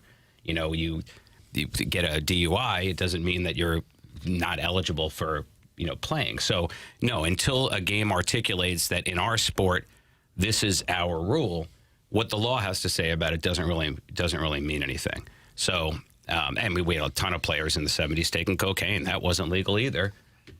Guys took greenies in the 60s. That wasn't legal. Just because it's not legal, if there's no rule against it in the game, there's a good argument that you were within your rights, legal or illegal. This is an interesting one here. A first-person steroid anecdote, Ed. I have taken steroids. It helps your reflexes, so I think that could actually be considered to help defense. The whole thing's a crock of crap. That's from the 314. Yeah, and let me say this. If you ever go to the Hall of Fame, there's the gallery where you get the plaques, and it does feel like hallowed ground. But then there is the museum. And let me say this. The museum covers these players extensively. If you feel like it's an injustice that, say, Pete Rose hasn't been in the Hall of Fame all these years, he has been. He hasn't been in the gallery. He's not an inductee. But if you go in the museum, they have entire sections dedicated to Pete Rose and his career. You see all of it. It's not like they've whitewashed the history of baseball. They have a steroid wing in the museum portion, and you have all of the artifacts of all of these guys. It's not like it's not Do they covered. call it that? Do they call attention to the fact They that do, it is and in fact? there's a placard. In fact, I'll later on I have a picture of it on my phone from when I was there in 2014. Does it say like the steroid era? It does. Yeah, it labels the performance enhancing drug era where they became pervasive in the game and blah blah blah, and the stats were inflated, and there's a whole section, and it's got all of those guys are represented, so they're there. It's not like they're not in the history of the game, but the gallery is hallowed ground. And I can totally understand why people want to do everything in their power to keep it pristine. That's fair. Okay. All of that is fair. No doubt about it. All of that is fair, Dad. And let me tell you, they're all in the Hall of Fame. It's a wild ride, guys, isn't it? Jeff Kent, 290 batting average, 2,461 hits, 1,518 RBIs, 5-time All-Star, 4-time Silver Slugger, 2,000 National League MVP. One of the best second basemen of his generation, folks, in the Hall of Fame. It's just great to see it. Great to see it. By the way, Andrew Jones and Carlos Beltran on the Riders, they're probably getting in this year. Just want to put that out there. That's another. You can ride that bold prediction. Andrew Jones and Carlos Beltran on the Riders are going in the Hall friend this of the year. program, Jim Edmonds will be getting in someday. Oh, maybe. Listen, on a veteran's one of the best defensive players I ever. activated you, Ed. What happened? Now, yes, you activated Ed on that because you know that I am one of those Jim Edmonds champions when it comes to the Hall of Fame. And it really bothers me that they clogged up this ballot with 3 guys that they knew weren't going to get in, that had steroids, that had already been given time and time and time again to get in. And enough is enough with that. Jim Edmonds was the best fielding center fielder of his generation, period. I don't want to hear any arguments about Andrew Jones or Ken Griffey Jr. They were amazing. I'm not taking anything away from them. I'm just telling you, Jim Edmonds was better.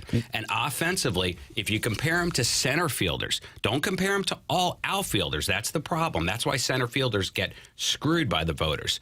But if you compare him to center fielders, the only people that are arguably definitely better than Edmonds are Willie Mays, Mickey Mantle, and that's it. Wow. I mean, DiMaggio, maybe? No, but you know what? Not statistically. I think, clearly, and Ken Griffey Jr., statistically. So Griffey, Mantle, and Mays are better than Edmonds. But I think that there's a really strong argument he's fourth. And I don't know who else you could. I know the other names you'd argue, but you're not going to tell me that any of those guys are better than Edmonds. There was some pushback on, okay, Edmonds can't be in if Andrew Jones is in, so that's why I bring up Brody when you said that. That would be a good thing for Edmonds. And weirdly, even though in the moment I know it really bothered Jim when it happened, I think the fact that he was only on the ballot for a year is such a standout injustice that it helps his campaign because it calls attention to it going forward. Ted Simmons was only on for a year, by the way. Yeah, and is in. Ted Simmons only had 1 year on the ballot, but it took him forever to get in. But the acceleration to the veterans ballot, it did help Harold Baines. Harold Baines did not survive 10 years on the writers' ballot. He only survived, I think, 4 years. And then that got him on the veterans ballot quickly. And I'm a Baines supporter, by the way. I am one of the people that thinks he absolutely should be in. I know a lot of people use him as an example, somebody who shouldn't be in. I think it's because he played on so many teams. Don't you think that's a little bit of a bias if somebody bounces around? It does. If you want to look at that as against him, I definitely know when someone spends their whole career with one team, it helps their case. And I'm not saying it should. I just felt like it almost was like a narrative, or I don't know. How could he be played for all those teams? Well, and when people bounce to teams, you get a psychology that they were hanging on, that they were maybe compiling, which is always the knock on him. I don't think that's a fair knock. He had a 100 RBI season in one of the last 2 or 3 years of his career. He wasn't just like hanging on with those 15 homer, 40 rib seasons, tacking on. And if he hadn't had the strike shortened years, he would have hit 3,000 hits and we wouldn't even be having this conversation.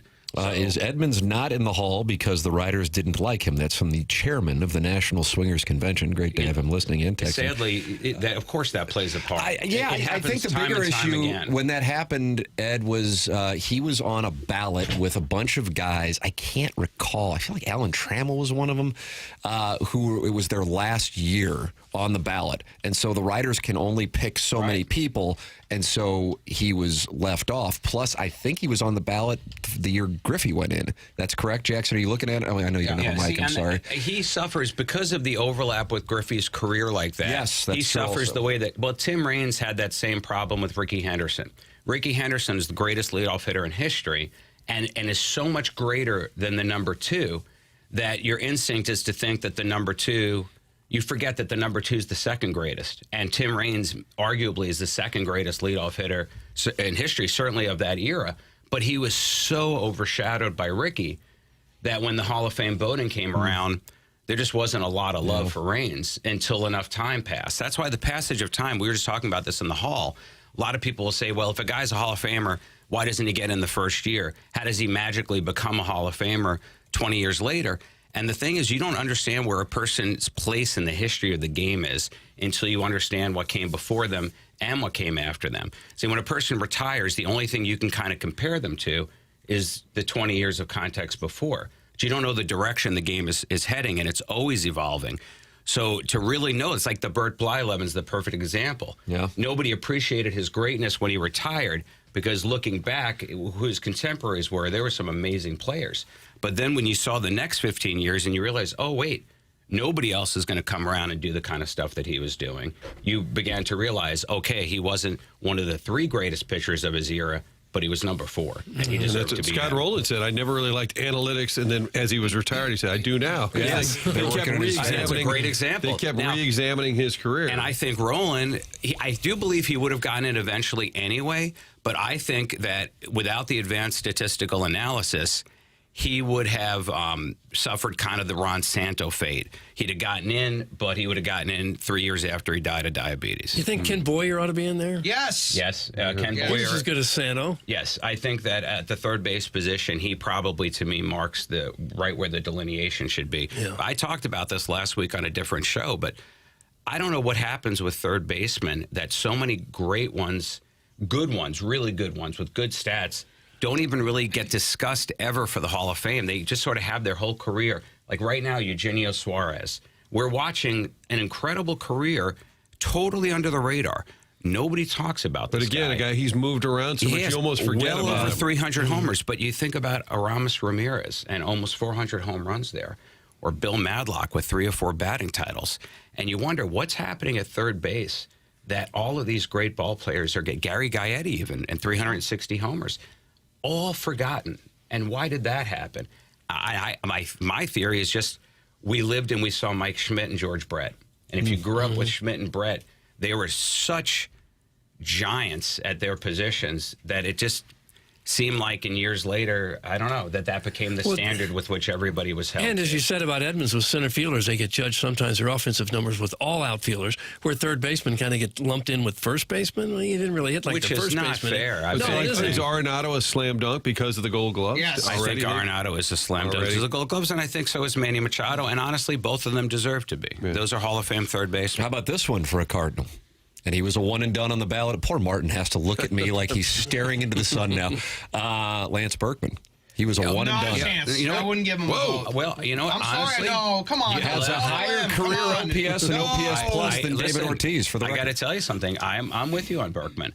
I don't know that he ultimately gets in or doesn't, but he did not get the analysis and attention that he deserved from the writers. That's all I'm saying. Okay. And there are a lot of guys that are like that, where I will make the case. I'm not saying they belong in. I'm saying they did not get a fair airing. That's fine. They didn't get the debate and discussion because maybe in a particular year, the storyline was steroid guys. Just another example of them drawing away so much analysis time. How much time has been spent on ESPN and MLB of people just discussing whether or not ethically the steroid guy should get in? Now imagine if all of that airtime had been dedicated to analyzing the careers, kind of on the board. right? The Kenny Loftons and the Bernie Williams and the Jorge Posadas, just to name a couple of Yankees.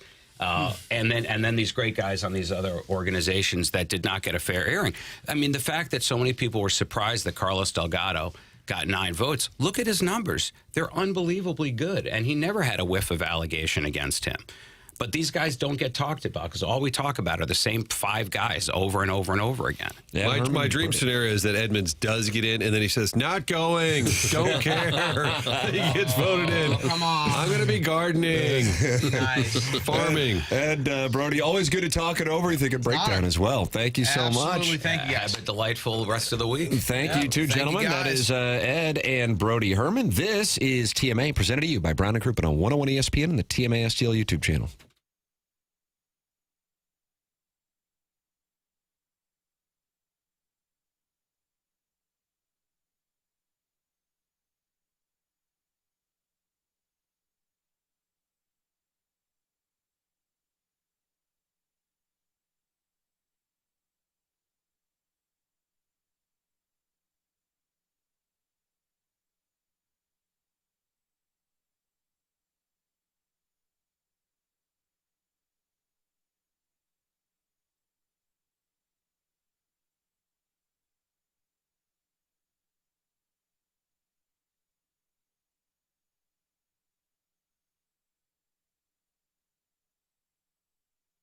AutoLoanPro.com. That's the website to head to if you're in the market for a new vehicle. Doesn't matter the situation or your circumstances. They'll get your life, your credit back on track, and get that new vehicle little to no money down. They're going to work hard to get you the best rate possible. They can do that because Auto Loan Pro works with over 50 different lenders. The best financing available to you. Making that large purchase gets a little complicated, especially if there's a hiccup. Doesn't matter.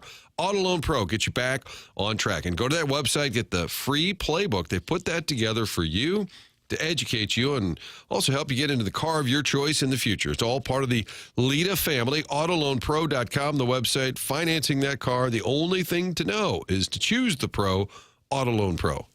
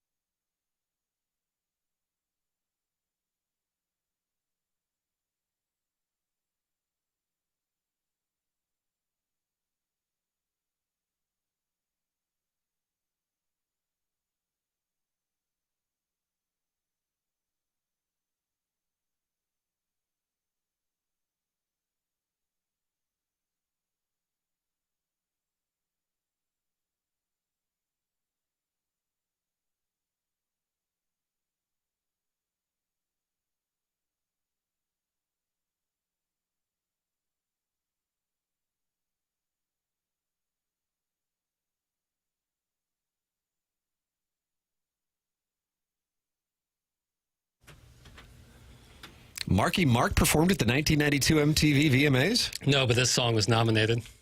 I thought it was only performances that was our theme today. Doug, are you pissed now? I didn't say that. I've never been this unhappy. I just said it was going to be a nod to the that award show. You choosing to go against the family?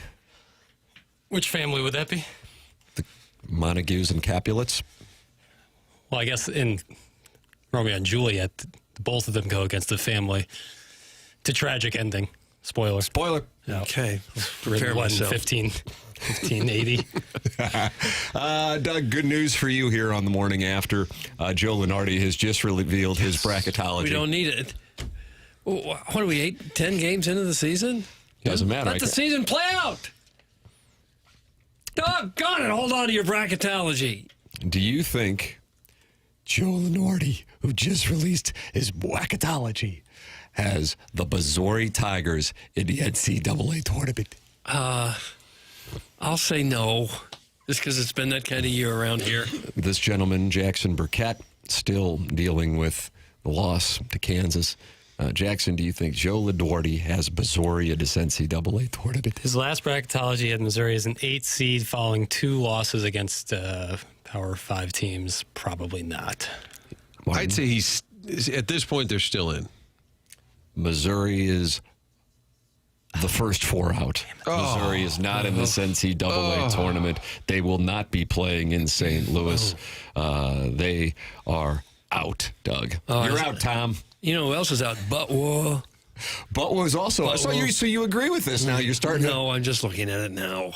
You have your own bracketology, Doug? You do your own? No, hell no. What about the Billikens? Watch this. Billikens, rah, rah, rah. Billikens. Shish boom ba. They should be in, but I'll say they're out because they don't get the respect. No, I see they're in. Yeah. Well, you're ruining the... Oh, I'm sorry. Doggone it, I was excited for them. All the paisans are going to be jumping with joy. Any other A-10 Italian? Any other A-10 team? Doug, any other A-10 team? We're talking rigatoni, marinara. There's got to be another one or two. Maybe a George Washington. Did they get in there? VCU, did they get in there? Now I've got to call it up. Jeez. The Billikens are in, and they are a seed. number 11 seed. They'll be playing in Oklahoma City against USC. They will take on the men of Troy. Eric Musselman. Oof. You don't like when he takes his shirt off, but you like when Gabe does. I want Gabe to take his shirt off. I request Eric Musselman stop taking his shirt off. All right, fair enough. So they're in. All right, Oklahoma so the Billikens are in as 11 seed. Oklahoma City, Doug. Okay. And if they win, they will play either Vanderbilt or Arkansas State. How fun would that be if they got to play against the Dry County in Jonesboro? I don't think that's really a factor once a ball is tipped up in the air. It's a factor in who wants to go there. All due respect. He has them down as an automatic qualifier, so he has them winning the A-10. How about that?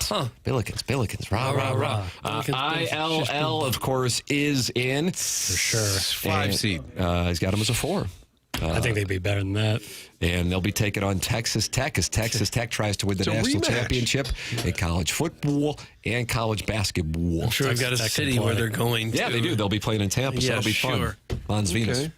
Pondorf, they're going to Tampa. Offenburg going to Tampa. Now, who are we going to see in St. Louis in the first round, you wonder? Well, you're going to see Borkus Pfizer at Iowa State. And they're also going to be seeing Bill Walton and UCLA come back like they did at the arena, taking on Kentucky.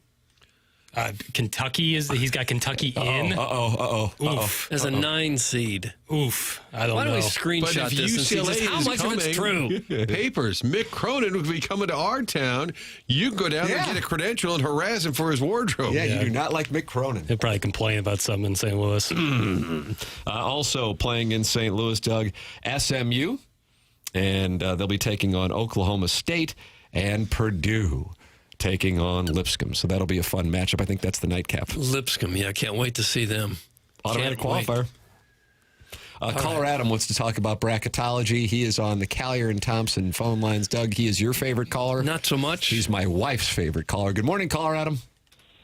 Doug's being a real bitch. No, why would you say that to me? I'll tell you exactly why. I'll explain it if you let me finish. Okay? Well, be brief. And the biggest deal that we all know what you're doing, posting videos of the inside of your house. You're not posting a video to show that bird. You would show off your palatial house, how great it is. There was a bird in there. No, because Jackson and I talked about it. Like, how do you think that makes us millennials feel when you're showing how amazing your staircase is, how you have this cathedral light, 30 feet in the air? Oh, wow, look as I pan across. You think that makes us feel good? No, we've never talked about this with me and Adam. He was lying there, but I do agree with him. that was you showing off. It wasn't. It's not much of a house to show off. Disagree. It's just kind of an average I don't house. need Jackson's approval, but I appreciate having it. There you go. And here's the deal, buddy. You're going to post pictures and videos of the inside of your house like that? I was following the bird. Huh? I was following the bird. No, it's all a smoke screen. We all know what you're doing. And you keep it up. Keep it up, buddy, and see where it gets you, okay? Get you, buddy. That was the bird right there. Where might it get me? No, even the new guy. What's Martin? Martin absolutely gets it. We're all seeing it. We were all talking about it, Doug. He doesn't understand. He doesn't understand the way we all do. We've been around you way longer. You understand? You remember us? You remember how you used to be when we would hang out at the Rocket Normandy? You remember? I got pictures of that. You're not like that anymore. You're different. How was I back then? I can show you the world. Oh, wow. Is this Peebo Bryson? Shining, shimmering, splendid. Tell me, princess, now when did you last let your heart decide? I want you to bend me over that stair. Okay. This fellow. You know, he roped you in with that a whole new world? Is that a whole new you know world? what? He just got himself Is that suspended. Vanessa Williams? Vanessa Williams? Is that Vanessa Williams? Oh. Okay. Adam just got suspended a period of 2 days' time. Yeah. I'm going to hit him with Because he made fun of you being a show-off? No, it's what he said there right there at the end. Yeah. 25% tariff. Oh, wow. And I'm going to cut off his SNAP benefits. Wow. See, this isn't going to play well considering you just shut off your palatial state, and now you're going to... The Mar-a-Lago of South County. And you don't want others to have anything. No, I don't. Certainly no SNAP benefits for Adam. Sorry. And how do these tariffs work? Then you just change it like a week later? We'll see. The money rolls in, and then we spread it around to the taxpayers. Spread it around. Adam with the call of the year. That's from the 314. Doug, that was the call of the year. We just went top 5. Really? He's top 5. Hey, guys, Tim's wife is on the wrong side of history about his beard, but she is on the correct side of history about Caller Adam being the GOAT. That's from Big Tuft. Oh, he's just a mess. I want to bang him. Look at this picture of him, Martin. Someone sent that old picture of Adam at That golfing looks at the like Rock. That's who we're dealing with. Adam there. would take that's on. nice, Doug. Yeah. What do you think about That's that? not Having a nice. gentleman- No. Limber. Friend of the show, Jason Simontachi, is bothered by the fact I just got called new guy. Jason Simontachi is listening to the program. Friend of the show, yes. And Tim, you know, my fear on the Blues is that they're making up names now that they really don't have these players. They just recalled Hugh McKing. Yeah. Which sounds like a texter to the show. Hugh M. little C, big G, I-N-G. McGing. Hugh McGing has been called up, Doug. Okay. So it should help. Yeah. Hokey Idoki. All the other call-in dorks need to take notes. That is how you do it. That's from Who's Your Daddy? It Doug? was a poor call. It got him suspended, and he's not going to eat for a while. Because of the tariffs? Yeah, well, because of the SNAP benefit cutoff. Well, they liked it in the Michelob Ultra YouTube chat as well, where 259 friends are in there talking it over. Who is this buster? That's from Visit Pine Lawn, the old Pine Lawn tourism department. Are they a sponsor now? Ultra YouTube. Yeah, Visit Pine Lawn, big sponsor. Maybe they could get us some new shades. Yeah, what are you guys going to do about the shades? Martin had to move over. Nothing I can, there's really actually nothing I can do. It's broken. Yeah. You're going to be sunburnt on the right side of your I know. face. Brutal. There's nothing I can do. You know that Squint? chandelier that I showed off to show my looked wealth? really nice. I can't get anyone to change it. It's time to change it out. Already bought the new light. Can't get anyone to climb up high enough to get it down. Chairman, cue the string section here for Big Daddy Vaughn. People won't do it. Big Daddy Vaughn. You got to build a scaffolding. But there's lots of houses just like this. It's nothing unusual. Help, call in. Yeah, the help, call in. Doug needs the help. 314-974-0101. If you want to get inside of Doug's house, this is your chance. 314-974-0101. Show up with a ladder and then like a glossy of Doug. Yeah, I just kind of wanted to meet There's you. not a ladder big enough. You got to build scaffolding. Didn't someone once show up in your pajamas once to a TMA Live for it was a Doug Vaughn lookalike contest and someone showed up in your clothes? I believe so. Well, how did that feel? I've been rooting around in my closet. How does that make you feel? Weird. Doug Caller Adam has called back. Oh, no. What are we going to do? Well, he's been suspended. Oh, that was an old text. I apologize. I guess he had called in earlier. And I for some reason, Chairman Kurt, my text and my iMessage from you are like on a 5-minute delay. Hell, I don't know. Email in Design Air Heating and Cooling email of the day. Was that the call of the year? Send your emails in the morning after at InsideSTL.com. Martin, you're a Design Air Heating and Cooling client. A very, very pleased Design Air client. Yeah, Doug, our humble abode, the heat went out, and I didn't just say, hey, the help, come by. No, I just said, let's go right to the pros, which is Design Air. Came out, walked around the house, explained things to us, said, this is what you're going to need. We can get this installed. And they came out, put it together. And when they were all done installing it, explained how it all works. It's just great to work with a company that's a St. Louis-based company that is family-owned. Seth Goldcamp's got a great team. We talk all about, we kind of joke about the handsome repairman, but the bottom line is he's got a great team, and you can tell they enjoy working there, and that makes a difference when you have employees that are not only skilled at what they do, but happy with the place they are working. You can tell there is a difference. It's Design Air for your heating and cooling needs. A lot of options out there, but there's really only one choice. If you're a loyal TMA listener, when the heating isn't working right, air conditioning not working right, go to the pros, designairservice.com for all your heating and cooling needs year round. Here it is. It is Design Air, sponsor of our email today, the morning after, at InsideSTL.com. Tim McKernan, Doug Vaughn, Martin Kilcoyne with you on the program. Jackson Burkett now covering his eyes with a hood if you're watching on YouTube. He looks like Rabbit. Looks like E.T. Yeah, be Rabbit. Looks like E.T. Chairman Kurt is manning the Collier and Thompson phone lines. You can call in as well if you want to get inside Doug's house, 314. You got to be able to change the light. Doug, what kind of vetting are you going to do with this? I mean, we got a guy named Bob just called in. He'd like to stop by later. Well, they got to show up with a truck and some scaffolding. Okay. Guys, I just tuned in on YouTube. Is Pale dead or is he a ghost? That's from Pele Blanco. We're really just blending in. It's a shame. The program's called The Morning After. It's presented by Brown and Crouppen on 101 ESPN.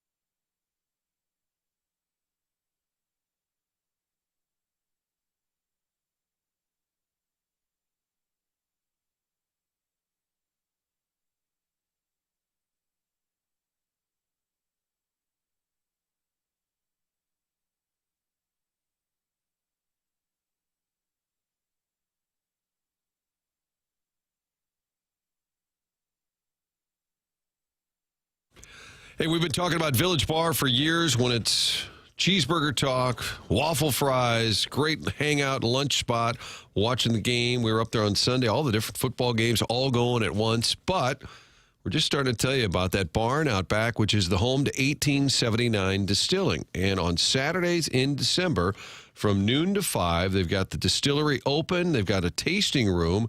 Little secret there, the speakeasy that's connected to Village Bar. Really a cool spot. Also serves as a gift shop for all things Village Bar and 1879 Distilling. Tasting room open on Saturdays, noon to 5. Stop by and find out why these premium small batch liquors are winning awards throughout the region. We're talking about the Red Barn Vodka, 1879 Rye, 1879 Bourbon, all these different flavors available during the tasting room. Starting to pop up around town as well. You can ask for it by name. Find out more online, 1879distilling.com. Great website. Great backstory about how they wanted to do something to honor the German heritage years and years ago. This is how it was done, and they're doing it right at 1879 Distilling. Stop by the tasting room Saturdays in December, open from noon to 5.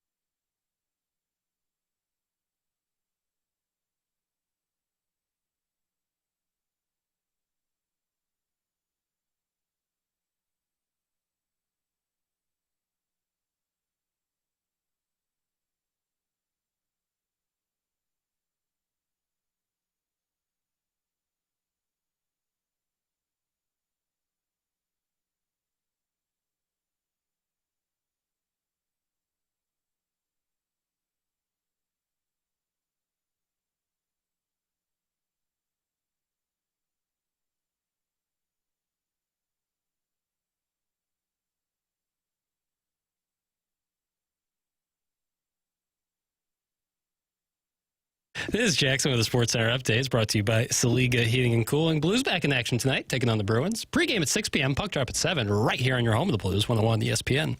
That was another Sports Center update, brought to you by Saliga Heating and Cooling, a Daikin heating and air conditioning dealer.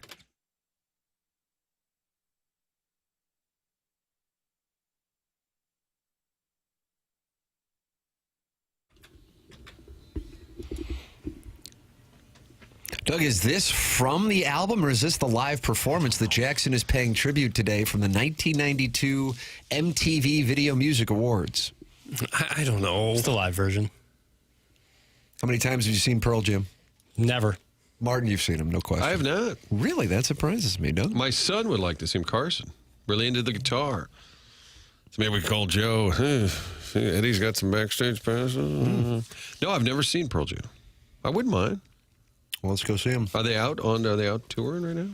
They were in St. Louis, 2 years ago, I want to say? I left the crowdsourcing business years ago. Pearl Jam tour. When are they coming to St. Louis? They were here in 2022. And you did not go. Missed it. All right, fair enough. Ladies and gentlemen, the program is called The Morning After. It is presented to you by Brown and Crouppen. It is 8:57, which means we are in the Fisher Window and Door Store, 8 o'clock hour. And Jackson and I both are putting a wager on the Cardinals making a trade today. That's where our money is. Ali Marmol was talking about Wilson Contreras when he appeared on Foul Territory. Here is what he had to say about Contreras and the potential end of his time in St. Louis, even though he loves it in St. Louis. Wilson's been clear about he loves being here in St. Louis, and he loves the group and being a part of building this group up to get to where we want to get to. But at the same time, it's going to have to make sense more so for not only him, but his family. And he's the type of guy you can have these conversations with. He's very upfront. He loves where he's at. He loves the situation in St. Louis. He feels at home, but at the same time, if it makes sense, then it's a conversation. So we'll see kind of where that leads. But the other one with Nolan, I mean, we got a couple months. We'll see kind of how this all plays out. Okay. That's a good piece of hitting right there. Yeah, somebody got all of that one. Hit that one right on the screws. Which doesn't make sense because there are no screws in either the bat or the ball. Do you think Contreras is going to go this week?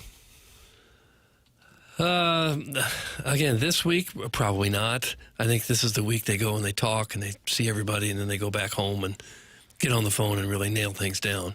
I think he'll probably go, but I wouldn't think this week. I could see him changing his mind, too, and just depending on where the offer is, I could see him. I don't think he's a slam dunk. I think Arenado's gone one way, some way. Yeah, that's as much of a five-star play as Contreras, because he can just be kind of emotional, too, might say, I changed my mind. I want to stay. And they'll be like, rats. So I've got him being traded at some point, 65%. I think, I'm with you on that. I just think he might, who is it? I don't want to go there. 80% is where I'm going to go on Contreras.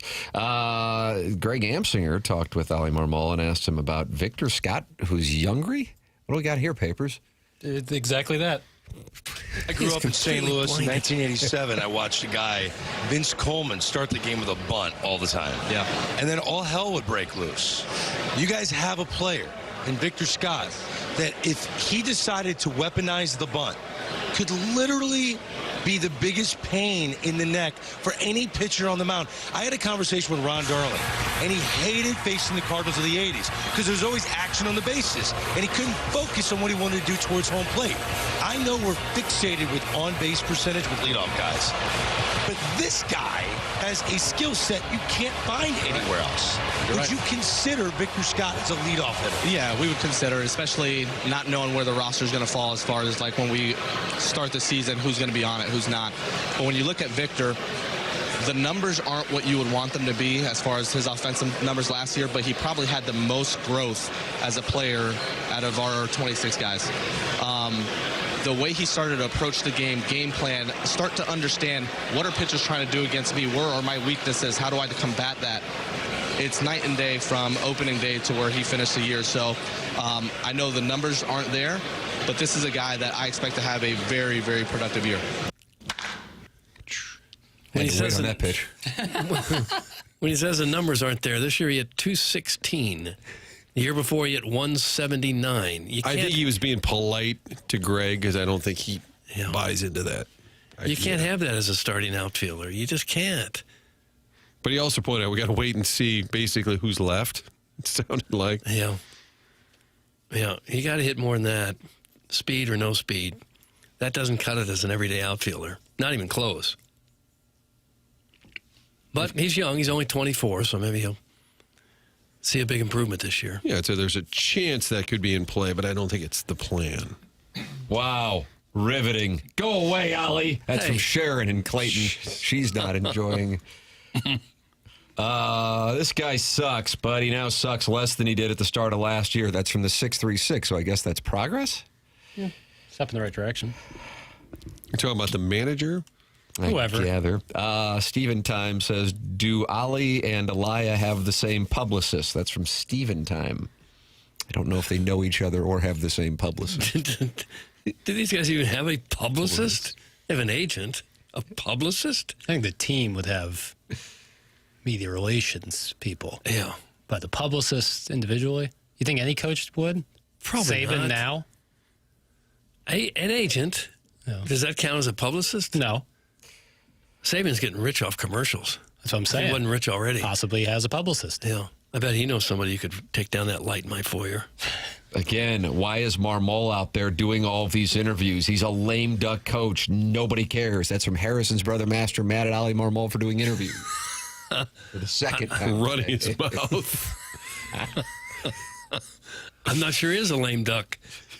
As a manager, that's a big part of the job, doing the interviews. Why is he doing it? Has he gotten his extension yet? That's got to be coming soon. You think so? Yeah, I do. Well, if it's a great winter. That's what he got the last time. You wait till the spring. All hell's going to break loose. Doug, Blues will try to win tonight, though, and this I market... think they're going to get it done. They're going to get it done. Yep. This market's going to get going. They'll win against the Predators. Things are going to start to happen. Mm-hmm. Here we go. Sets the stage, Jackson, for the bragging rights win. I want it so bad, but Illinois might be better than Kansas, truly. So you're resigned? Not necessarily resigned, just disappointed. But I've had about 5 different people tell me, if I buy tickets, what side's Mizzou? I know. I still don't know. I have no idea what the answer is to that question. I really do not either. I feel like they might mark it kind of on Ticketmaster, but I'm not sure. I don't know. You probably have to. But it always works out. How does it always work out? It does. It's beyond me. Well, I guess the tickets that Mizzou and Illinois sell themselves will be in their correct sections. Sharon's husband, if you are listening, please take her phone and her wine away. That's from Wedding Tackle. I think people are drinking wine at 9:04 a.m. Drinking wine and texting. Can we talk about dependent sons-in-law? They are super annoying. That's from the Warsaw Woods Wacko. And I believe that is his response to Mr. Licks, who he believes only has any form of money because he is a dependent son-in-law. Martin, you got to I mean, there's a lot going on here with these listener wars. It's hard to keep track. Yeah. I found myself earlier trying to keep track of the listener wars and then also freehanding a map of the United States. Which Jackson can do. And I realized later I forgot about Idaho and I forgot about Alabama. So I had a little issue with my map. Yeah. Other than that, we're doing just fine. Tim, I'd like to offer my girlfriend to you. Not because I have to, but because you deserve her. Thank you. That's from that one guy. Well, that's nice. A nice offer. Does she have any say in it? Call in that one guy's girlfriend, 314-974-0101. The north and the east side of the arena is Illinois. South and west sides are Mizzou. Okay. There you go. That's easy. Knowledge is out there. Also, Tim, my wife is listening, the lovely Kim. Yes. She said, you did see Pearl Jam with me. Oh, no. And I don't know if this is early onset, Doug, but we saw Tom Petty play in Milwaukee at Summerfest, outdoor theater. And she said, Pearl Jam opened for Tom Petty. So then I looked it up, and I'm like, I'll be damned. Is they that did. right? Yeah. That's a hell of a show there. I don't remember, because I can't believe they would have been. Then it says they did 6 shows together that summer. So I take it back. I did see Pearl, and the show was outstanding, Tim. That's why I don't remember it. Jesus. Guys, I like a gal with straight hair. That's from Don Hoffman in the Michelob Ultra YouTube chat. And that is one of Jackson's all-time favorite communicators into this program. He calls him what? The Don? The Don, yeah. He likes a woman with straight hair. Doesn't like curly-haired gals. Hey, okay, it's nice that we know that. Like what you like. Are we some dating service for him? We're supposed to find Like a someone bulletin for? board? Yeah. With all the female listeners we have, I guess we could be a dating service. Yeah. I mean, we used to be a swingers bulletin board. And we also had stock tips from Paul from the wealthy part of West County. Right, He called in last week. Yeah. And he had a great stock tip. Yeah. Now we're getting back to the swingers bulletin board. Tim, the sun is shifting, so I'm going to keep shooting. Soon I'll be in Doug's lap. I'm just going to keep going to the left. Let's see, Doug, the caller, Chairman Kurt, what do you have here? I just got a text, but I don't follow the text. Just a caller has a question, a college football question. Doug, are you taking college football questions? Sure. That sounds like a good one. Good morning, caller. Hey, how we doing, boys? Oh, we're fine. You? Oh, great. Hey, real quick here. Did anyone discuss the timeout fiasco in the Ohio State-Indiana game? Go back to the game, fourth quarter. Ohio State misses the chip shot field goal. Indiana gets the ball, 2:27 on the clock. Ohio State has one timeout. Indiana runs the ball. Ohio State elects to keep the timeout in their pocket. The clock clicks all the way down to the 2-minute warning. Ohio State uses the timeout after the 2-minute warning. That cost them 26 seconds. How do you feel about that? I lost a lot of sleep over it. And by the way, I was on the Hoosiers. By the way. Oh, were you really? But yes, I was. How does that happen though? How do you let the clock click 26 seconds when you're knowing that you're only going to have 27 seconds left when you get the ball back? Well, say you call the timeout immediately. You save those 27 seconds. Then they run another play that takes 3 seconds. And now you don't have a timeout. It runs down to 2 minutes anyway. And you're in the same spot. Yeah, no, you're not in the same spot, Doug. If you run a play on first down, the clock runs down to the 2-minute warning. It's second down then. If you call a timeout, it would be third down. Sounds like Andy Banker a little bit. Okay. We are getting people texting in saying this is Andy Banker. This is not Andy. Are you not agreeing? Are you not agreeing that if they call the timeout after the first down run, that then it would be third down after the 2-minute warning? Can you follow that? So it would still be third down, but you're still going to let the time's still going to go off the clock. No. You let the clock run down from 2:27 to 2-minute warning. So you wasted 26 seconds. Ohio State did. Indiana had the ball on a chip shot field goal miss. They run the ball, and then they let the clock run all the way down to the 2-minute warning. If you take the time out, there's 2:26 left. It's second down. You run a play. There's 2-minute warning. It's third down. You run a play. There's 1:20 left. It's fourth down. Hello, la, la, la. And this is still bugging you. How did it affect your live caller? It affected Ohio State's time left on the clock when they got the ball back. No, I know. I didn't know why you cared so much. And you were on Indiana, Andy. You know what, Andy Banker? I never did like you as a play about when you did the games at the Dome. You were up Andy Banker took a shot. He was the PA announcer. guy. This is not Andy Banker, but boy, it sounds a hell of a lot like Why him. didn't you like him? He did a fabulous job. He was great. What was the caller's name? Oh, no, he's gone. Oh, okay. He'd had enough of Good us. for another Can you break round. down Ohio State's First timeout? down. So break it down. Was it a bit? Was he really mad? I think he was for real. Seems like he got mad at us. I seem to remember they were questioning it on the air, too, at the time, the announcers were. But if you only got one timeout left, at some point, the same 27 seconds is going to tick off, isn't it? I imagine Ryan Day was like, whatever. Run it, don't run it, throw it, don't throw it. We'll be all right. We'll see you in 3 weeks. This is why I hate the CFP. Old Hoosiers suddenly think they can overanalyze every matchup and impact the rankings. Go back to the drive-through, fella. Nobody cares! Oh. It's from the Crestwood Coyote. And then to take a shot at Andy Banker. Get this mother effer off the air. 15-yarder for Bill. Sharon and Clayton does believe that was Andy Baker. You Yeah. like to call in, Martin, and talk Ohio Now I'm going State to text him and say, timeouts. I don't think it was him, but boy, the voice was really It was close. deep. A deep voice. Congrats, caller. You've won an all-expense-paid one-way vacation on a rocket ship to the sun. That's from Carlos Spicy. I'm there now. He was just suggesting a different timeout strategy. He doesn't need to be sent to the sun. Email in your suggestions on timeouts the morning after at InsideSTL.com for the Design Air Heating and Cooling email of the day. That is coming up on this presentation at approximately 10:45. 100 West Dental has been with this presentation for a couple of years, and that's Dr.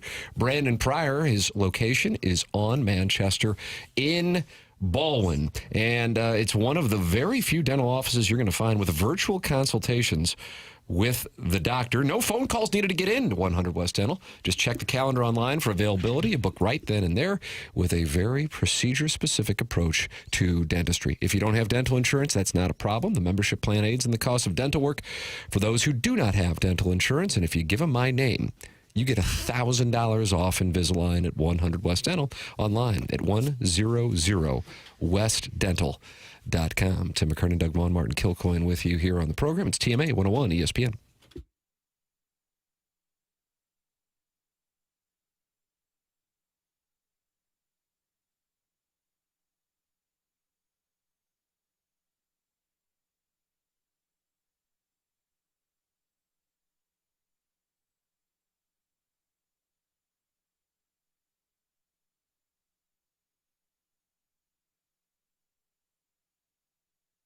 Welcome aboard to a new sponsor here on the morning after, and it is Decor Interiors and Jewelry. I was out there last week and got a chance to talk it over with the staff. Really enjoyed talking with them. And I think that's one of the things that separates Decor from other places. Friendly staff that has been there for decades. That's right, for decades. If you have not seen the jewelry department at Decor Interiors and Jewelry, you are missing out on the most magnificent selections of diamond jewelry that St. Louis has ever seen. The choices truly are dazzling. When Joe Fredlick and his buyers go to market, they look for the most unique pieces at affordable prices. You're going to find incredible gifts in all price ranges. They are there for you, and they are online at decor-jewelry.com at Olive and 141. Decor, always unique, always affordable. Open Sundays through Christmas Eve from 11 to 5. It's decor-jewelry.com at Olive and 141.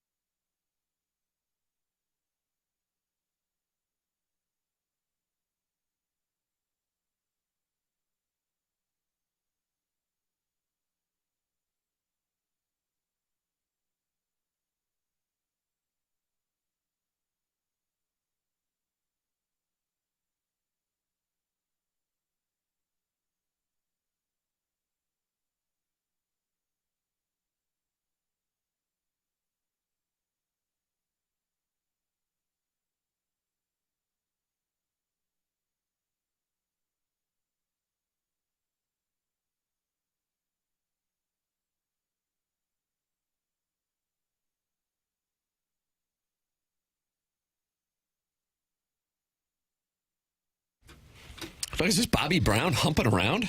I don't know what he's doing. How'd you explain it to your kids? I didn't. I just hope they didn't notice. It's TMA 101 ESPN. Mark Hanna, Evergreen Wealth Strategies. 9 o'clock hour. The show broadcasting from the surface of the sun. Brutal. Papers tried to fix it during the commercial break. I mean, this. If you're watching on YouTube, it's a treat.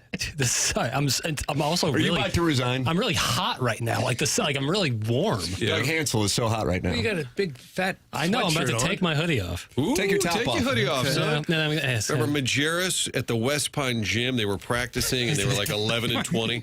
But he would put newspaper over all the door window, the little window of the door where you could look in. He covered it up so nobody could see what. Maybe he was naked, but they wanted nobody to see what was going on in there. And I'm like, you're 11. Your team's hot garbage. Nobody cares. But I love that level of paranoia. Like I refuse to allow anyone to even think about seeing our game plan. Ackerman's going to send footage over to Indiana, like. But that's what we need to do to this window. Chairman, can we get some newspapers and we'll just plaster the window? I think it was Jahmyr Gibbs, the Lions running back. Did like some TikTok where he's dancing in the team meeting room, and there's a bunch of the play calls up on the whiteboard behind him, and Dan Campbell learns about it in real time at his press conference. He goes, we'll have to talk to Jahmyr about that. I don't want anyone knowing our signals. Wow. Maybe that's a problem with their The offense. Rams used to get upset if our cameras were facing the practice field. You didn't have anybody behind the camera. It wasn't turned on or anything. They'd come over and say, turn those cameras around. Like they thought we were going to shoot the practice and then try to sell it to the 49ers. And remember, the practice field out back, or a city, all of a sudden a hotel was built across the street. And then Coach Mart said, well, that's not cool, because now anybody in that hotel could watch what we're doing, because you could see over the fencing. So they built some foliage. They brought in I think they foliage. put in more fencing. And the funny thing is, it was a development by Kroenke, who was a part owner of the team. So Martz was inside job. Martz was miffed. Who would do this to us? Like, well, actually, the guy that owns the team built those hotels. It must have happened somewhere along the line, because these guys, they know everyone else in the league. They must have heard a story somewhere along the line where the spies got him. I guess maybe the spies got him at the Super Bowl. Well, who's our Michigan guy? Connor Stallions or something? Yeah. Stuff like that happens. Watching Tim drink his protein shake makes me wish I was a protein shake. Yeah. That's from the Afton Altar Boy. Hey, Piddles, they sell temporary paper blinds at Home Depot, really cheap. Maybe buy one for yourself since you're... and then all of a sudden it got Does graphic. it mean? Oh, no. Yeah. That's not nice. That's from Sharon in Clayton. Hey, Martin, you're hot garbage, pal. That's from your nemesis, Kwame Wayukas IV. What did Martin do to get to the hot garbage? Because I was saying Majerus' team at the time was hot garbage, and he was he was still paranoid. I get along great with Majerus, but I'm saying, and I even told him that he was too paranoid for a team. No, I said, nobody cares. This fella says you're hot garbage. Now this texter is unhappy with us and the listeners. Caller calls in to talk sports on a sports radio show, and the caller gets asked, how does it affect his life? Listening to you posers is the equivalent of passing kidney stones, while my wife asks me why the field goal posts are yellow and my dog is hunched over leaving a pile of piddles in my new rug I got at Lowe's for Black Friday. My favorite podcast's on break, so I'm stuck listening to this garbage. That's from the Toothless... And then I don't think I can say the next word of St. Peter's. Jesus. So he was unhappy that we and the audience was not happy with the caller about the Ohio State timeout situation from Saturday night. And this guy let us have it pretty good. That is now Paper's go-to. We just can't take it anymore. My question to the gentleman who sounded a lot like Andy Banker, after we had discussed it ad nauseum, I was kind of wondering why he was he seemed very upset about it here 3 days later. I wanted to know if it affected did he lose money because, and he said he didn't. He bet on Indiana. He was profitable. Why was he so upset about it? Tim, I will peg that toothless guy from St. Peter's. That's on the recovering alcoholic, and Ray King says that toothless guy sucks ass. So now the audience has responded to the criticism of the audience and the hosts. Look, we're all united. We're all in the same gang. Was that the West Coast All-Stars 1989? We're all in the same gang? I don't know if you can find that, Jackson. Okay. I feel like... the West All-Stars? West Coast All-Stars. Like the NBA? Like it was like David Robinson? It was a group of rappers. Okay. I think Kumo D was in there, but he was New York. He was based out of New York, wasn't he? I don't know what city. West Coast All-Stars, 1990.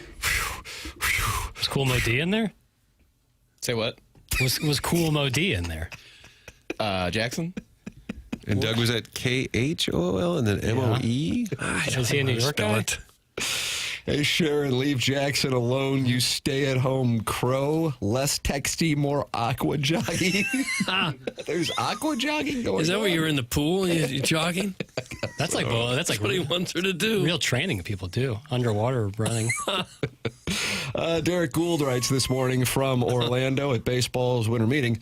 Depending on the ways trade winds rewrite their roster and jostle the depth this winter, the Cardinals could reach spring training with as few as one chiseled-in everyday player in a position. Oh, Lord. Doug, that is the opening column from the Foes' I'm afraid we're going to be watching the Pittsburgh Pirates in red uniforms here for a couple years. Yeah, the Pirates are trying to sign Kyle Schwarber. How about that? I couldn't believe that. The hell? So why can't the Cardinals do that? Well, because they got the money. They know that kind of. The Pirates aren't going to contend either. They got the Cy Young winner. And what else? Nothing. They've been building. Keep Ryan. They just finished in last place behind the Cardinals. I don't think the Pirates are close. Good morning. Hello. They finished 26 games out of first place. Going. Kyle Schwarber's not going to make up 26-game difference for the Pirates. In that park, Doug, you do some damage. He'll do a lot of damage anywhere. But they need a lot more than him. So we'll be doing the program from spring training again, sounds like. And Jackson and a couple of guests had to basically hand me a note to let me know who they were.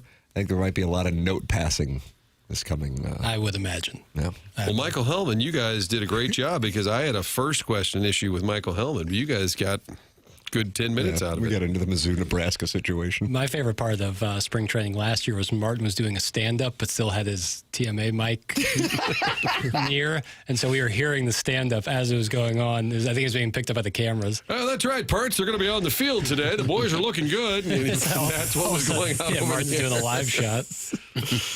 Doug, looks like the boys' report coming up in mid-February. And so I think, Martin, it looks like we'd be down there February 16th, the 20th. So for all of our TMA groupies, all the ladies at Wash U, maybe you're already home for a prominent winter holiday break and you're at school at UCLA or USC or TCU or SMU, and you want to get you and your sorority sisters down to watch TMA, it looks like the time to book your trip to South Florida will be February 16th to February 20th. But I want to make it clear, I am a one-woman man. Are we more likely to get some stragglers from Fopo Coco? Yeah, what do you think the likelihood is? An active UCLA student leaves Southern California to go to Jupiter solely to see us broadcast through the chain link fence from the side of the Cardinal clubhouse. 300 million to 1 in spring training. Like active now. A proud Bruin.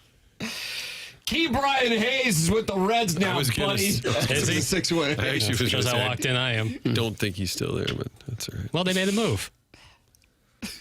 So you like the Pirates and Kyle Schwarber and Paul Skeens. If they can reacquire Key Brian Hayes. I'm sure the Reds will give him up for pretty enough. cheap. I was legitimately stunned when I saw the Pirates were going to go after Kyle Schwarber. What's the point? Unless they're just faking out their fan base. Hey, we're in on Schwarber. Yeah, we See won't if actually sign see if we anyone. can sell a few tickets this offseason. Can we get a GoPro on Jackson for spring training so we can watch him chase after AA guys for interviews? That's from MD 2020 in the Michelob Ultra YouTube chat where 251 friends have gathered to watch Jackson be cooked live on air by the sun. Yeah, pan-fried. Brian Bartow gave you the Johnny Appleseed Award for all your hard work last year. Playing seeds. I think the only person I chased after was Heim Bloom, which was a nice welcome home, sir. It was me running after you. Maybe Jordan Walker as well. That's the only time I think I ran. Harrison's brother Master's not happy with this topic either. Guys, I think we're good on the Cardinal baseball talk until this time next year. When are the Blues trading Cairo? Jackson, good job on the drops today. Harrison's brother Master with an actual compliment. I agree with that. Come back. Yeah. But when you hit that You want some of this? Oh, Bucko? Bucko. Yeah. Alan Dadeville, who loves the Georgia Bulldogs and just might see himself a national championship, says Marmol should have a 70-win clause in his contract. It's about time for an extension anyways. That's from Al in Dadeville, and that's in reference to Eli Drinkwitz having an 8-win clause in his contract that poor Missouri fans are currently on the defensive on from the handful of schools in the SEC who like to pay attention to Missouri. Most of the schools in the SEC don't even really realize that we are in the conference. No, or this is more of a Tennessee, Arkansas. Look at Missouri. They gave a guy an extension which has an 8-win clause in it. Arkansas's got a lot of stones making fun of anybody's coach. I'll tell you that much. I'm not quite sure they're really paying attention to the Eli Drinkwitz extension down in Athens or Tuscaloosa, and they've certainly had plenty of other distractions in Oxford, Mississippi. And I think they're pretty happy with their coach in College Station and getting ready to take on the Miami Hurricanes. How do you do? At 11 o'clock on a Saturday. That's so lame. I was listening to my guy, Scott Van Pelt and Stanford Steve, and they are really down about the playoffs, too. Yeah, it's just a shame. It's weak. I love the Friday night game, as you well know. But You want to move all games to Friday night? Well, no, some. This game included. Although I actually think that, well, I don't think they would ever want to put one of these James Madison games in prime time without the NFL's competition. I get why they do it on Saturday night with the Because NFL. they'll be going up against the NFL on Saturday. Yeah. Same thing with Hottie Toddy. They're going up against the NFL at the same time for their rematch against Tulane. It's the 3 o'clock game? Yeah. Yeah, that's just, it's not going to get the people going, Doug. Mm-hmm. And honestly, Bama, Oklahoma again, although I think it'll be a pretty awesome environment in Norman. I'm rooting for Jim Madison. Sure. Yeah, I'd that'd be love to see great. them win a few That'd be the games. funnest thing ever. Yeah, or Tulane. Get involved. Email in the morning after at InsideSTL.com for our Design, Air, Heating, and Cooling email of the day. You can watch the program on YouTube. You can see Jackson frying in the sun. Martin also. A side of Martin's face is exploded. Yeah, it's so that's on YouTube. We need better lighting for kid. Yeah, that's me. It's Schaefer Doors, the sponsor of the podcast. Doug, you're a Schaefer Door guy through and through. That Jason Gosrow. Well, sure I am, because if your garage door breaks, that's the only name you need to know, Schaefer Door. If that thing starts to make crazy noises, or if your big spring breaks in the middle of the night, this has happened at my house a couple times, Schaefer Door is the only name you need to know. I would always suggest you write that on a Post-it note and then stick it right there next to the button that you press to make that garage door go. So anytime you have a problem, you'll know immediately that Schaefer Door is a company for you. They've got that special Monday morning standby service for doors that break over the weekend. That's convenient. They'll get right out there. If you run a business, they can handle those big, tall warehouse doors. Schaefer's experience in those types of jobs as well. They're big enough to handle any kind of garage door problem, small enough that when you call them, you'll actually talk to a real person. They service all makes, all brands. They do new installs with LiftMaster. LiftMaster garage doors are strong, quiet, and they are versatile. That's Schaefer Door, SCHAEFER, SchaeferDoor.com. You can call or text them at 636-782-3608. They're service techs, not commission-based. They're not going to come out and try to sell you a whole new door. If you have a small problem, that's not how they roll. SchaeferDoor.com. Schaefer Door is a LiftMaster partner. There it is. Schaefer Door, sponsor of the podcast on the morning after. Subscribe to the podcast and listen to the program at your leisure. Tim McKernan, Doug Vaughn, Martin Kilcoyne with you. It's TMA. Presented to you by Brown and Crouppen on 101 ESPN and the TMA STL YouTube channel.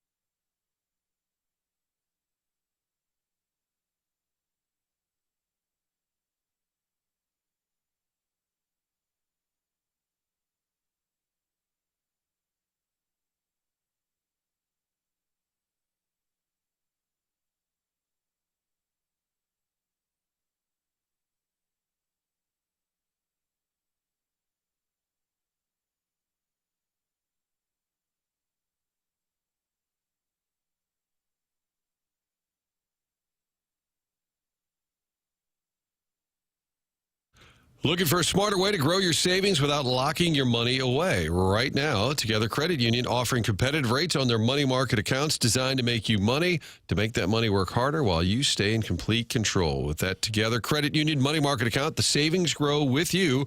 The accounts featured tiered rates that reward higher balances, so the more you save, the more you earn. As your balances cross each tier, the portion above that threshold actually will get a higher rate. That's done automatically. It's a simple, powerful way to accelerate your earnings without lifting a finger. So you'll enjoy the flexibility to access your funds whenever you need them. Get started. Couldn't be any easier. Open your select money market account today with as little as $1,000. So whether you're planning for a major purchase, building an emergency fund, or simply looking for a better place to park your savings, now is the perfect time to take advantage of this opportunity. Don't wait. Visit togethercu.org for full terms and details, or stop by any Together Credit Union branch to open up that money market account. Do it today. Together Credit Union, federally insured by the NCUA.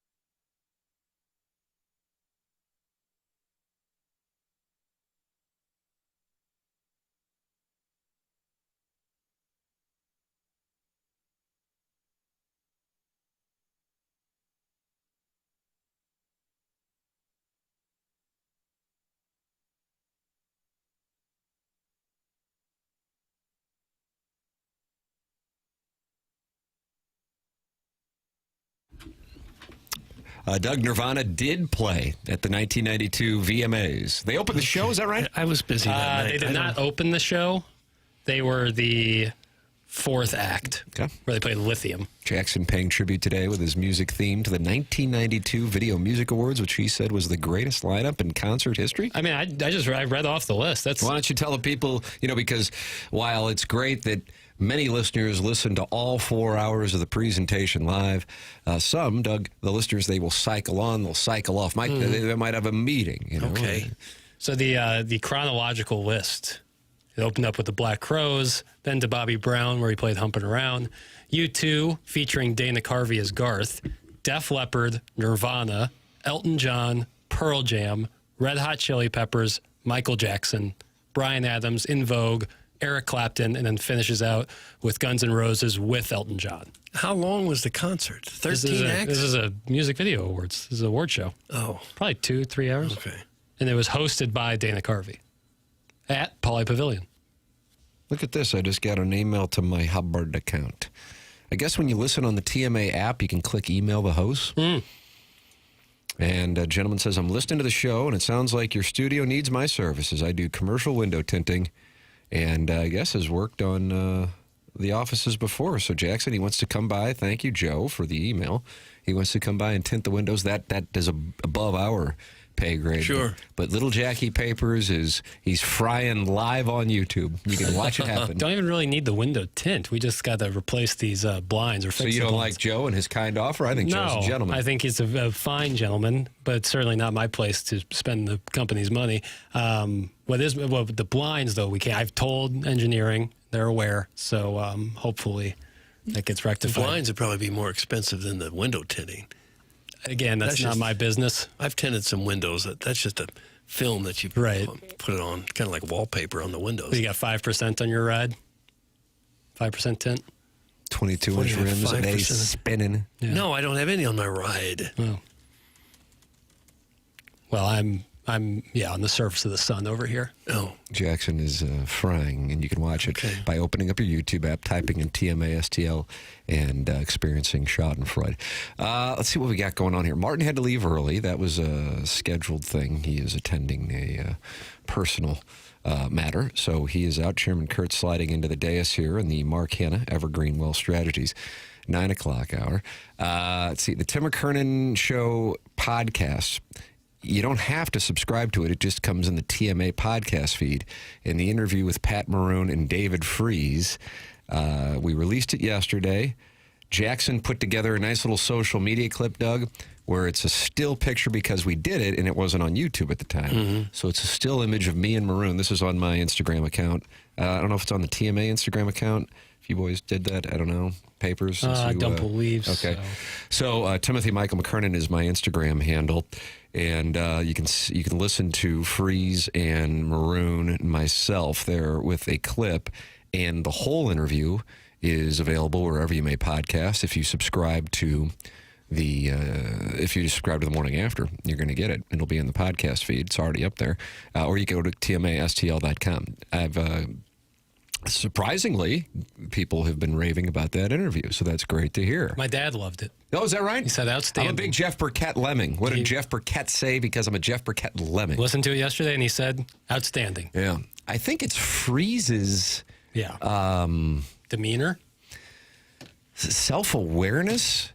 He kind of, I don't remember what question Pat asked him that got him really thinking, and he goes, I really don't want to say this because people would say, why would you not necessarily? He said, I'm just all up in my head. And I think, and we were doing this interview in June 2020, and I had a couple people who have sent me messages about the interview. They say that was like a preview as to why he didn't eventually accept the Cardinals Hall of Fame, because he felt like he wasn't worthy of it, and you could tell he has spent a lot of time thinking about certain things. Now, the Cardinal Hall of Fame, I don't think, was on the table at that time, because otherwise we would have asked him about it. Again, the interview was done in June 2020. But you hear how self-aware is the term I keep using. I don't know if that's the right term for it. And then Maroon texts me last night. So he's on the Lightning's broadcast team right now in the studio, not a color analyst. And and he wants to get the podcast up again. Oh, nice. How about that? That'd be great. So Pat and I wound up doing 3 interviews. This was done during COVID. He wanted to do a podcast, and we did the one with Freese. We also did one with John Hamm. That was on YouTube.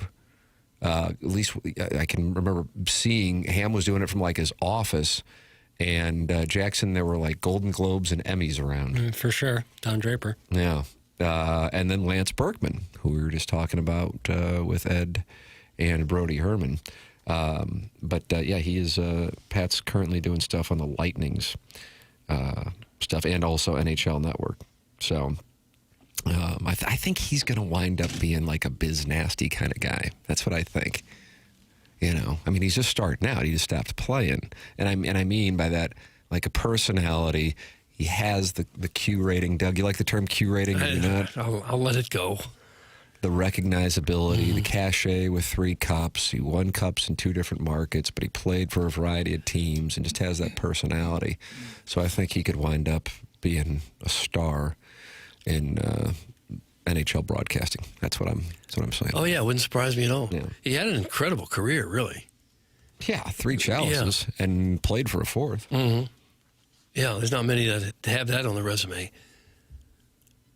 How about this? It's good to see him that he's embraced the broadcasting thing, because I agree. I think he'd have a big, long future in absolutely.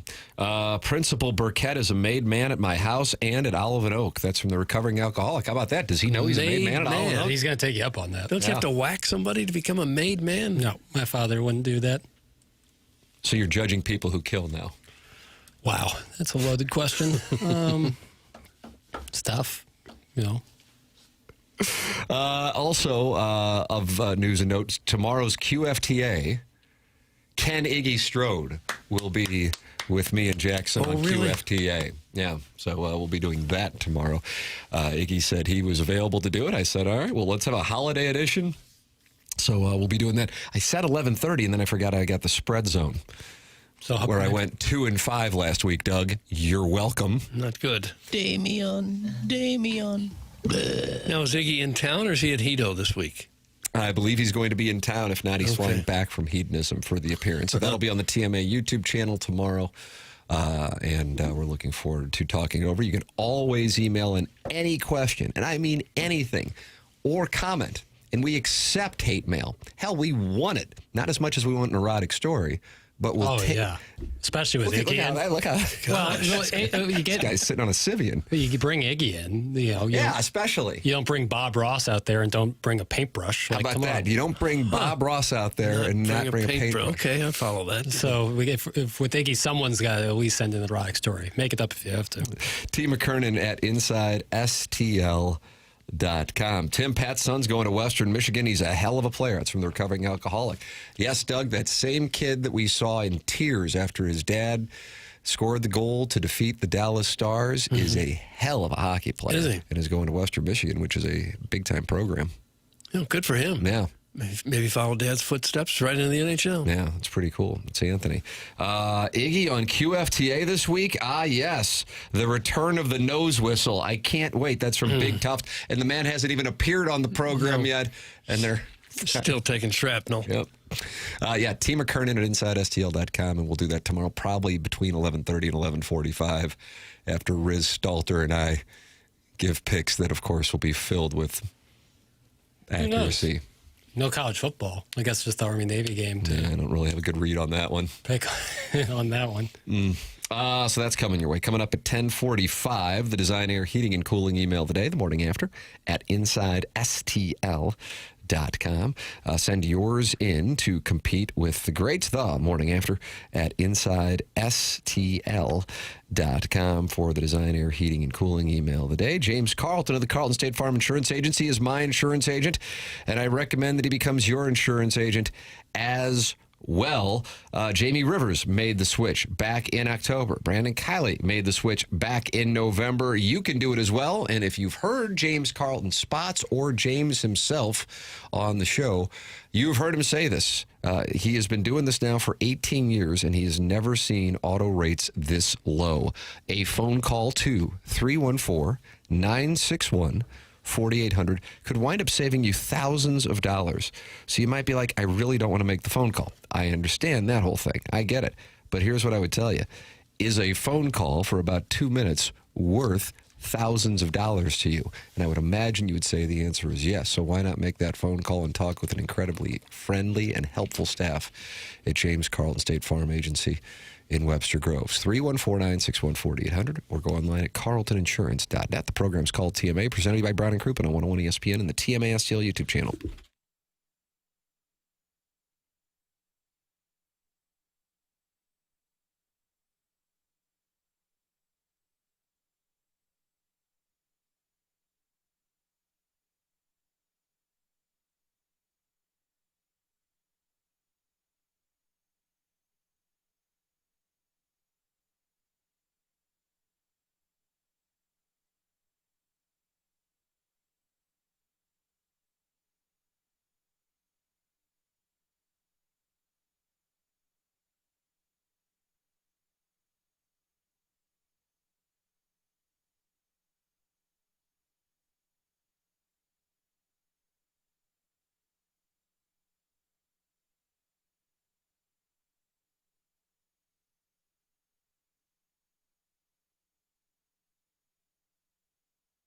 Hey, this is Tim McKernan. If you're like me, this time of year can feel a little blah. The holidays are expensive, and so are those heating bills. The weather's cold, and you know what's coming next? Months of winter. And that is exactly why Universal Windows Direct is helping homeowners beat the winter blues with a deal that's all about comfort, savings, and something to look forward to. Right now, when you buy 2 windows, you get 2 free with no limit, whether you're replacing a few or doing a full home upgrade. It is a great way to stretch your budget further. Even better, you'll get 0% financing for 60 months. And here is the bonus that really makes this feel like a gift: a free vacation voucher with your project. Yep, you're improving your home now, and you'll have a future trip to look forward to later. It's all from Universal Windows Direct, online at universalwindowsdirect.com or by calling 314-334-2522.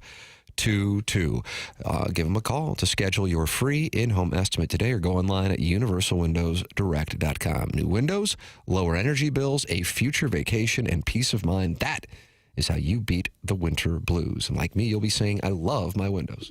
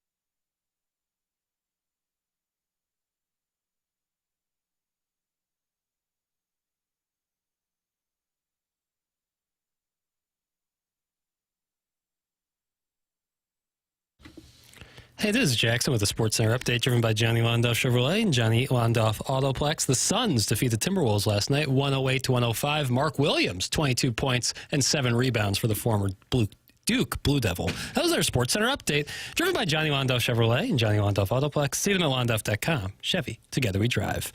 Are you kidding me?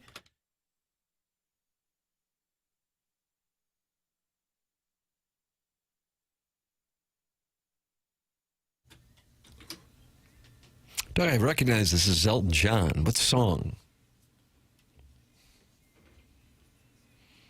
This is Jackson's tribute to the 1992 MTV VMAs. This is The One by Elton John. What's your favorite Elton John song? Text in. I said, I guess why they call it the blues? That's why they call it the blues? Yellow Brick Road was a good one. Great one. I like Tribute yours. to Benny Agbayani of the 2000 Mets. That's what it was? I like yours. Benny and the song, Jets was one of the worst songs. It got to be the worst song. Benny and the Jets? You don't like Benny and the Jets? Horrible song. What about Benny the Jet Rodriguez? And that Good was player, from The good base Sandlot. runner. Yeah. Good base runner. Which Marshy and I decided is the best baseball movie. Was he also Luis Mendoza in the Mighty Yes. Ducks? Mm-hmm. How about that? Same kid. It's TMA 101 ESPN. You hear the voice of Chairman Kurt because Martin had to bolt early. So Chairman Kurt slides into the dais. Tim McKernan, Doug Vaughn, Jackson Burkett with you. We'll have the Design, Air, Heating, and Cooling email today coming up at 10:45. And suddenly now the text inbox is flooded with the best Elton John songs. Okay. Good. I'm Still Standing, Daniel, Rocket Man, Circle of Life. And Arbor Day says, I'm confused. Do I still email Jay or do I just show up at 5 iron for my free golf balls now? That's from Arbor Day. This sounds more like a tribute to his sexuality. That is from Warson Woods Wacko. Is that what the song was about? The me playing Elton John's a tribute to my sexuality. No, that is inaccurate, Mr. Wacko. Not the case. Guys, I saw Elton John at Mizzou Arena in 2007. It was a great concert. How about that, Elton John, 2007? You know who brought his piano out to the stage? Initials, please. JB. Jim Bowie.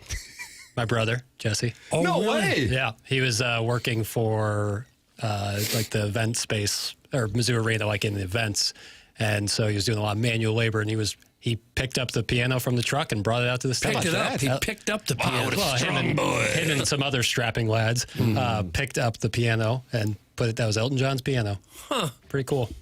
And you were at the concert and you were 9. 2007, no, I wouldn't have been there, which is a shame. They didn't really do many concerts in Mizzou Arena when I was there. Well, I saw George Carlin in, was it 97 at Jesse Hall, and it was the same night that Edgar Renteria won the World Series for the Marlins. Am I right on that? I don't know. Incredible. That'd be awesome. So last night I actually cited George Carlin in the 7 Dirty Words because my older son was using a word that I probably can't say here on, but it means rooster.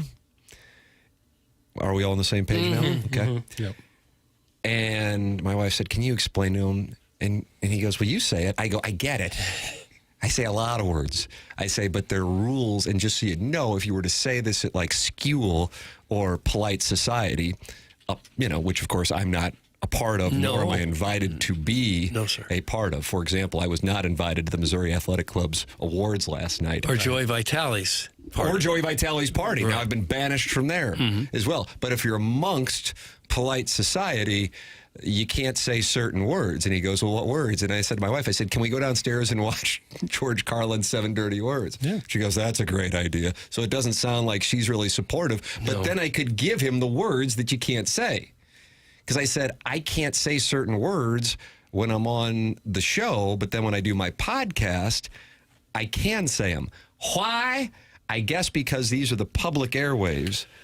The podcast is not. That, I believe, is the reason. So even if I'm not necessarily a believer in certain words or not, whatever, it's fine. You respect the rules. So that's what I tried to say to him. I said, I don't necessarily agree with it. I know I have to abide by the rules. So you might want to be able to run around and talk about roosters, and that's fine. But I would suggest you don't do it at school, or should you get the invite that I do not get, which is polite society or Joey Vitale's parties, which are now secretive. Right. You're watching the NBC North Dakota News, your news leader in high definition. Gay. See, those are other words you shouldn't say. That ended AJ's career right there, unfortunately. Just right off that's the lesson you teach. Right off the playing hop. that. You ever let anything slip, Doug? Oh, yeah, but it was by accident. Well, I would think so. You wouldn't just go rogue. No, I tried to say shot, and it came out a different word. It was close to that. Poor Laura Rutledge was with Nick Saban and Kirby Smart. Did you guys happen to see this? The esteemed reporter. She had a rough encounter with Justin Herbert following the game last night, right? Yes. So why don't we play that first, and then I'll tell this little anecdote because this got awkward. I would imagine you'll be able to find this audio. You're familiar with the Kirby Smart, Nick Saban, Laura Rutledge audio papers? I am not. Okay. I thought I was, but here I do have Justin Herbert. This is following the Chargers' comeback win against the Eagles and Jalen Hurts, who managed to turn the ball over twice on one play, and I wonder what that was paying last night.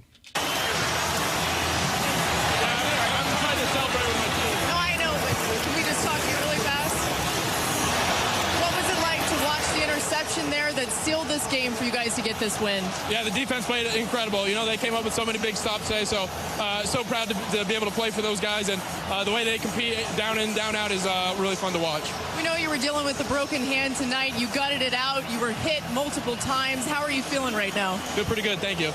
And then what can you say about the way that this team was able to pull this off in overtime? You guys know how important this game was and how good the opponent was on the other side. Yeah, not the way we drew it up, but the battle in these guys, you know, it's so much fun, and I'm so honored to be a part of this team, and they never quit, and, you know, it's just fun to be a part of, and we'll watch the film and have to get better at it. Appreciate it, man. You too.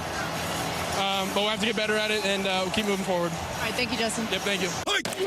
I thought that wound up being all right. It wasn't bad. No, it was the beginning part where he's just like, I'm trying to go celebrate my team. And she's like, literally 30 seconds, please, Justin. I thought it was going to get rough after I heard that part. Yeah. And I'm like, ooh, this is going to get rough. And then I'm fine, thank you. But then to his credit, he was all right. I've always thought the coaches need to be careful about how they handle those interviews before the game, on their way to halftime, right after the game. They're only on for 30 seconds or so, but that's really the big impression that the fan base at large, the television audience, that's really most of what they see of these coaches. And if they're rude at all to the reporter or dismissive in some way, I think it really affects their the impression that they give all over the country of who they are. I agree, and I think in particular with Nick Saban, who now is, I mean, my God, has anybody in sports media been better over the last 2 years going from, you know, the outside looking in? I think he's outstanding. I mean, it's so insightful. I mean, I guess if you like the, you know, theatric thing and the Takesmith thing, he probably isn't for you, but as a college football nerd, I really enjoy him. But who would have ever seen that coming, considering the way he used to handle his interviews? And I do feel like the schools / public relations firms said, hey, you're going to be in a spot where you don't want to do it, but you got to do it. And then I think Ed Orgeron ushered in the thing where now you see Drinkwitz doing the MIZ with his, what did he say, Doug? Who, Drinkwitz? Orgeron. I forget what he said. Go Tigers! Oh, go Tigers. Yeah. Good. Yeah, they're only on for 30 seconds or less. If you can't just be pleasant at that time, I think you're really doing yourself a disservice. I agree with you. Saban was such a jerk on those sidelines. All you got to do is just smile, take whatever question they throw at you, and give a chuckle and a polite little answer, and everybody will love you. The only thing worse than these post-game chats are the in-game ones. Nobody needs to hear the same damn answers. Let the guys celebrate and shake hands with their opponents. Nobody cares. Stupid, nosy media. Oh, gosh. That's Sharon and Clayton. And she's not on board with Laura Rutledge. Have you found the... I'm not really positive what you're asking for. I'm sorry. Laura Rutledge was hosting, I believe, at the SEC championship game the night before, a little conversation with Kirby Smart and Nick Saban, and she misspoke and talked about sex. Oh. When she was intending to say the word success, which I think is the closest somehow. I don't know how. I still feel like I'm going to say the F word, but hell, I don't know. I believe I was anchoring, Doug. Was it Matt Cesney and Lori Waters who we worked with at KMOV? Yeah. Mm-hmm. And I had the same thing on the teleprompter. I know a lot of people will be surprised to hear I made a mistake. But instead of success, I said sex. And they were gone. It's kind of like when I mentioned being 5'2" and 100 pounds in the St. Louis U high depth chart. Didn't make the squad. No cut. That's what Lori Waters and Matt Sesty sounded like when I said Missouri has had lots of sex. Oh. But you corrected it immediately. Oh, yeah, you better believe Sure. it. And then I took some time away. Yeah, a couple weeks off. With pay, I hope. Of course. Saban's gruff demeanor equals millions from Verbo. That's from George Clooney's doppelganger. It's a good spot. It's a good. That's what my dad would say when he would see a good commercial. It's a good spot, Timmy. It's a good spot. It is. It is. But I think his winning had more to do with his cashing in than his gruff demeanor. Saban's a jerk. His commercials for Home Depot, too. Can't understand why anyone would play for him. That's from Just Don't Press Push. Yeah, I think that's a factor.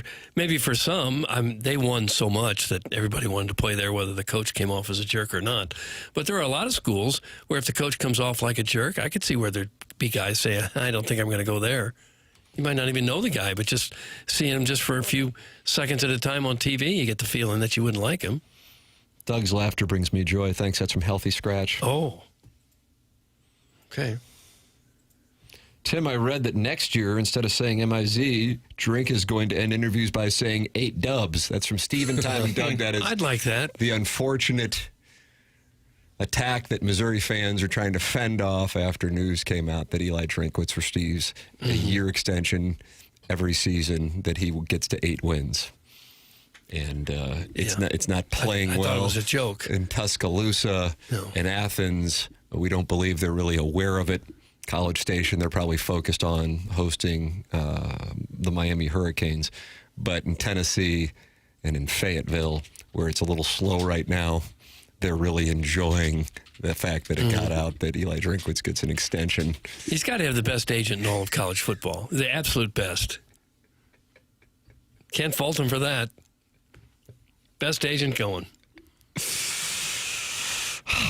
I see Ken is still attempting to troll Dave Portnoy on social media. You know, the guy he can't stand, yet copied his unboxing bit, then begged for sex toys.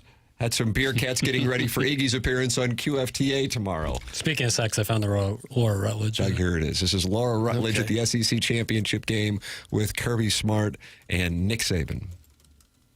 She's not begging for sex toys. That was Iggy that was This begging. is for you, Coach Saban. How do you continue to motivate the team with the amount of success? Excuse me. Freudian. I don't know how to recover from that. Anyway, success that they endure each season. I'm not sure I understand the question.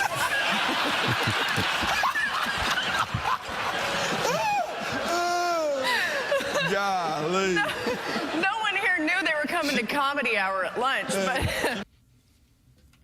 Kirby Smart almost fell out of his chair. It seemed a little hammed up. Yeah, he had a little more to offer there at the tail end. Yes, that was Laura Rutledge with the same thing. Success. Okay. It can throw you off. Sure. How great would it have been if Saban deadpanned and been like, well, the first time I had sex with Coach Smart. That would have been wonderful. Like the house would have came down. I would have been like, never mind, Saban is absolutely the GOAT.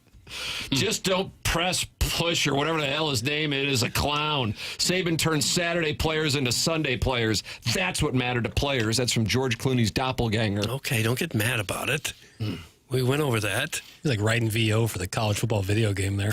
I don't think anyone would argue that he's the greatest college football coach of all time. Be tough to argue. And he got an extension every year when Alabama would win 7 games. No, they'd pretty much have to go undefeated for remember. people to be satisfied down there. Well, I bet Missouri wishes that was just like a gentleman's agreement. Yeah. Undisclosed. Encrypted in the contract. He gets another year every time they win 8. Correct. Still can't believe The triggers I thought it was a a year joke. extension. Yeah.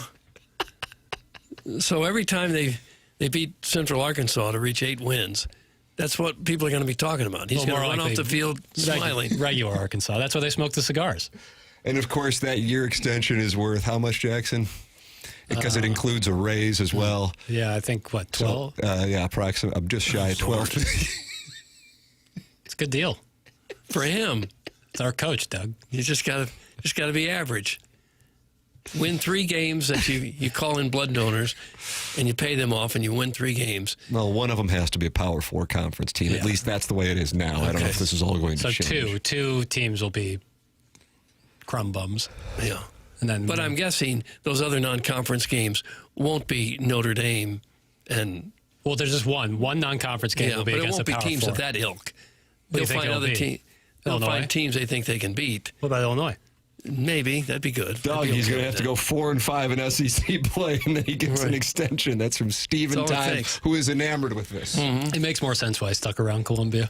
It was a tough day for hardcore Missouri fans on the Twitter tweets and social media. It's been a tough week. A really tough week. Did you argue with any Tiger nationalists yesterday on Twitter? No. I'm dejected by the... If they can just go one game under 500, the coach is going to get an extension on his $12 million a year contract. That's right. Aim high. You have to win 5 SEC games. He would never be fired winning 8. That's from Gateway Dreamfields, who likes it. He likes the extension. Well, I think there's a difference between not being fired and being extended. I think that's what people might have some problems with. Because I agree with you. After 8 wins, you're likely... Like I'm a huge Missouri fan, but I was making this observation, I believe, with Ben Frederickson. It got to a point, kind of reminds me of politics. Like you can be in the bell curve of being, I kind of see this point and I kind of see this point. But if you're not like over here, then you're not one of us. And I am definitely not over here. And I'm like, how can you possibly defend this? I mean, listen, hey, if you can get it as the head coach and if you can negotiate it for your coach as the agent, good for you. But my God, 8 and 4 triggers an extension. I mean, come on. What are we doing? Do you think that will stop the talk of him being up for every job that comes up in the next few years? No. And so he'll go in and want more money? Probably. I think a lot of coaches are going to be in that camp, like Joey McGuire at Texas Tech. I think if they continue to get money poured into them and they continue to have success, I think every year Texas Tech will be having to deal with that. Did the guy who wrote that contract also write the Rams lease agreement with St. Louis? That's from the 314. Jackson, you're right. It has been a tough week for Missouri fans, and it's only Tuesday. That's from Steven Time. Well, I meant the Tuesday of last week. 7 days has not been great. But, email in on the contract extension trigger the morning after at InsideSTL.com for our Design Air Heating and Cooling email of the day. That'll be coming up at approximately 10:45. The program's called TMA. It's presented by Brown & Crouppen on 101 ESPN.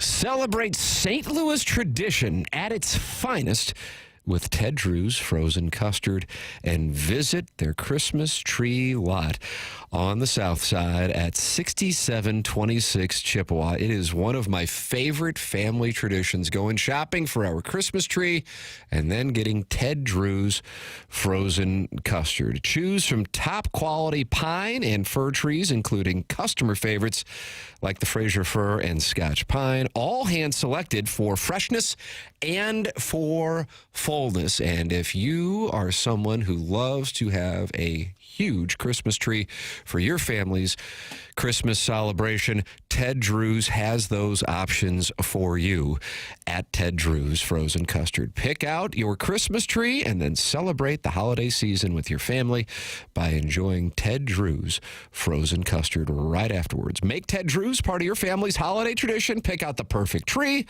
Enjoy Ted's delicious frozen custard and soak in the spirit of the season. Ted Drew's, where tradition tastes great and the holidays feel right at home.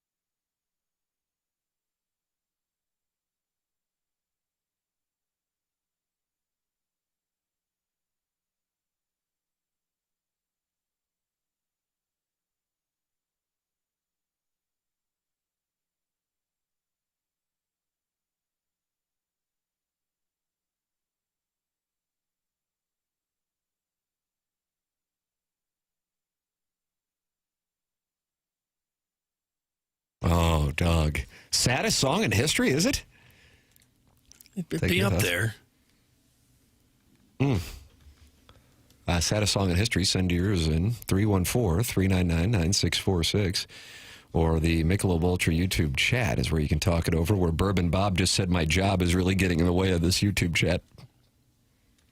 Well, quit your job then. Says he's trying to participate in a conference call about interest rates and yield curves, but the Michelob Ultra YouTube chat's distracting him. I mean, I think it's got to be up there. What else would be the saddest song of all time? Now, Jackson's playing this not because it's the saddest song of all time, because it's his tribute to the 1992 MTV Video Music Awards, where it was a star-studded lineup ranging from Michael Jackson to Pearl Jam and Nirvana and Elton John and, as you noted, En Vogue. Tears in Heaven is way up there. What else is that? You went to AI for this? Yeah. Mark Schwartz has got one saying he's my son, singing about his son dying or something. That's kind of sad. Johnny Cash's version of Hurt, I think, hits a little harder given his age at the time of singing it. River by Joni Mitchell. Black by Pearl Jam. My vote would have been Sam Stone by John Prine. It's really a very sad song to me. Coldplay, The Scientist. I love the song The Scientist. Wow, how about that, Doug? I might just play it next to... But they didn't play it the 1992 MTV. I don't. That's how much I love The Scientist.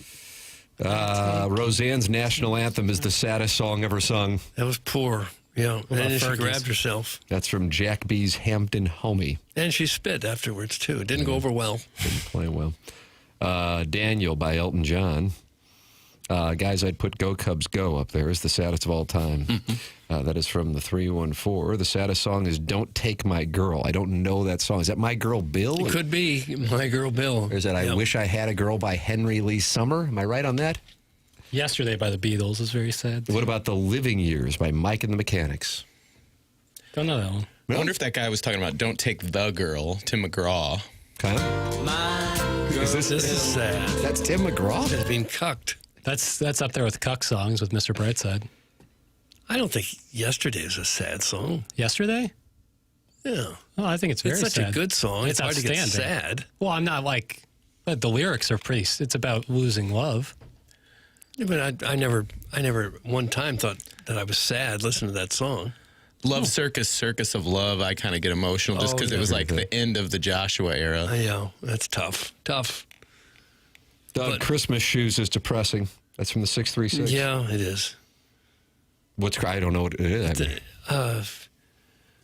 I forget the... That is by New Song? Yeah, her mom's dying and she wants Jesus to come visit her mother or something. If You Leave by OMD. Is that from Pretty in Pink? I don't know who it's from. If You Leave? It's a good song. A lot of synthesizer work by Orchestral Maneuvers in the Dark. Mm-hmm. Tough name. Stand by Eminem is definitely in the top 5 sad songs. It's from Continental Courtney. Very impactful. Yeah. I think it created the whole new word, standing somebody. Standing them? Standing. So Standing. like being such a big fan that you would, do something crazy. To stand. Like I stand Doug. Like I'm your number one fan. Oh, I'll be darned. Yeah. STAN? Correct. Like not unlike. He sampled Dido. Yeah, he did. Not on. Rest in peace, Stan. That's where it came from. Yeah. Stan Rest Musial. in peace, Stan. So it's just kind of lazy language, not finishing the word. Doug, Alabama sang Christmas Shoes. That's from Chunk and the Chunk. Did they? Time in a Bottle, Jim Croce. Great song and a great answer. What about that Cat Stevens song? Cats in the Cradle? Yeah. That's getting a lot of votes, Chairman. Mothers of the Disappeared by U2. Familiar with that one. Henry Lee played at my prom in 1987, Doug. It's from the 618. Okay, good for Hank. Well, that must have been a nice private school to get Henry Lee Summer at your prom, especially at the peak of his powers. Who played at your prom? God, I feel like we had to have had a DJ. Yeah, same. Yeah. That's the first time I saw two girls kiss. That was great. No. And they captured my reaction to it in the St. Louis U-High Yearbook, 1994. What was I'm what holding were up you a $20 bill because I was trying to encourage more activity. So I was ahead of my time. And It was a lot of money back then. You better believe it still is, based on the unfortunate losses by Alabama, Virginia, and BYU this weekend. Trust me, I'd do anything to have $20. Okay. But, yeah, God, it was unbelievable. And I was trying to encourage more, like heavy petting or something. And then the yearbook photographer captured the picture, and it says, Tim McKernan holds up his winnings from a pregame or pre-prom poker match. And it didn't say, Tim McKernan tries to encourage these two Nearings girls to keep going, which is actually what was really going on. I think one was at Nearings and one was at St. Joe. I enjoy watching girls together. Okay. I asked this question thinking I know the answer, but SLU is an all-boys school, correct? Yes. I was doing some swiping the other day, Doug, and a profile I saw on a female said she went to SLU High. Are you sure it didn't say St. Louis University? St. Louis University. I absolutely saw the word high, and it set off a little. Maybe works at St. Louis U High. Maybe she transitioned. Who can be certain? Yeah, there's no. Well, it is an all-boys school, so I think we can be certain. Cats in the Cradle is Harry Chapin. Yes, that's true. I think you said Cat Stevens, Chairman. You might have got confused. Cats in the Cradle. No, I think I said it. Did you? Hell, I don't know. Doug? End of the Road by Boyz II Men is a very sad song.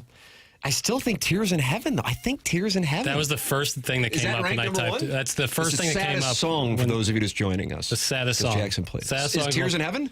The first thing that pops up on the AI overview for Google, so take it what you will, is side examples included. And the first one mentions Eric Clapton's Tears in Heaven. I think that's got to be it. Everybody Hurts by REM.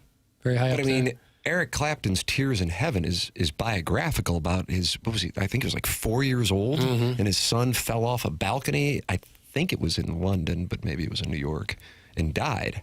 And that's why he wrote the song. I mean, yeah. Strange Fruit by Billie Holiday is up there. That was later sampled by Kanye. Nothing Compares to You by Sinead O'Connor. Tennessee Waltz by Patti Page. I'm just reading off the Spotify list. Doug, what about Season in the Sun by Terry Jacks? God, that will rip your heart out. We'll Get Your Asses next year. Cardinal We had AI joy, song. we had fun. We had Seasons in the Sun. Oh, he stopped loving her today. That's from Jim Edmonds, Tractor Mechanic. Oh, how do you do?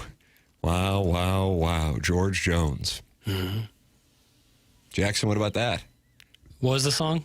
He stopped loving her today. He stopped loving her today. Don't you tell me you haven't heard that. He It is not stopped gonna play. loving her today. It's not going to play well in the text inbox. Given the dialect, I would imagine I didn't hear it. Hey. Well, it also came out in 1980. Yeah. 18 years before I met the world. You play My Girl Bill like 10 times a show. I think that predates when it. that come out. I thought that was like 2003. Oh, God, no, that was 60s or 70s. Yeah, that's My Girl Bill came out in 74. Yeah. My Girl Bill. Doug, what about One Sweet Day by Mariah Carey? I don't know. That was with Boyz II Men also. Mariah Carey featured a lot in the 1991 VMAs. Is that right? Today we're paying tribute to 1992. Well, that's done. I'm playing The Scientist next. I don't care. Oh, wow, that's it. Okay, fair enough. Take it back from the start. You like Coldplay, Doug? Sure, fine, yes, of course. Soul Asylum, Runaway Train. Okay. Wreck of the Edmund Fitzgerald. How about that? That's always up there. That's kind of sad. Breaking news, Kyle Schwarber and the Philadelphia Phillies are finalizing a 5-year, $150 million contract. He had to choose between the Pirates and the Phillies, and he chose the Phillies. Yeah. Yeah, you can play for a team that's likely to be in the playoffs, maybe take a shot at the World Series, or you can play for the worst team in the National League. Well, Colorado's now the worst team in the National League. Edwin Diaz. Boy, this is just the deals are just coming down. Yep. Edwin Diaz has agreed to a deal with the Dodgers. Mark Feinsand with that Twitter tweet. Boy, 5-year, $150 for old Schwarber. Yeah, I thought the Phillies were kind of in a transition mode. They're kind of in a weird spot where they either got to really commit or kind of start the changeover. I still think that they got, if they with Schwarber now especially, I think they still got enough firepower.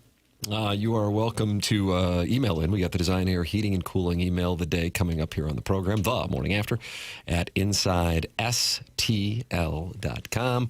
That'll come your way at about 10:45. Once again, some fun facts for those of you who clamor for more of this presentation.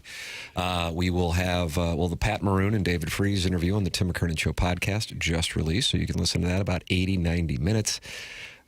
Doug, that is available now. And then also, Ken Iggy Strode will be with Jackson and I on QFTA. We'll do that probably around, I'd say closer to 11:45 tomorrow because I have Spread Zone with Riz and Anthony Stalter, which we shoot at about 11 o'clock following this presentation. So questions for QFTA, T. McKernan at InsideSTL.com, TMCKERNAN at InsideSTL.com. Are you feeling sluggish?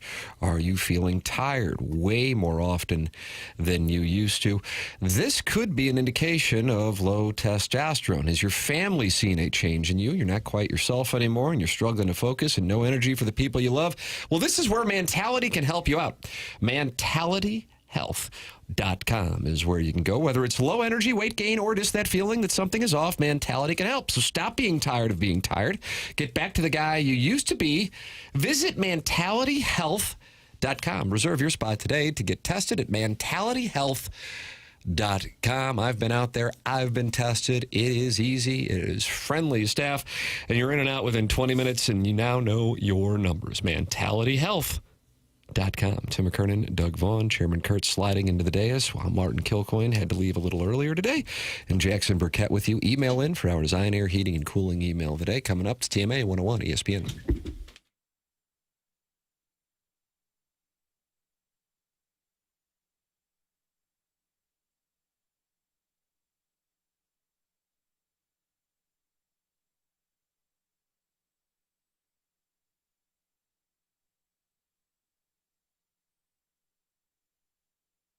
Hey, Missouri, if you haven't heard by now, FanDuel Sportsbook is live in the Show Me State, and they're kicking things off with an offer that is tough to beat. Right now, new customers can bet $5 and get $300 in bonus bets, win or lose.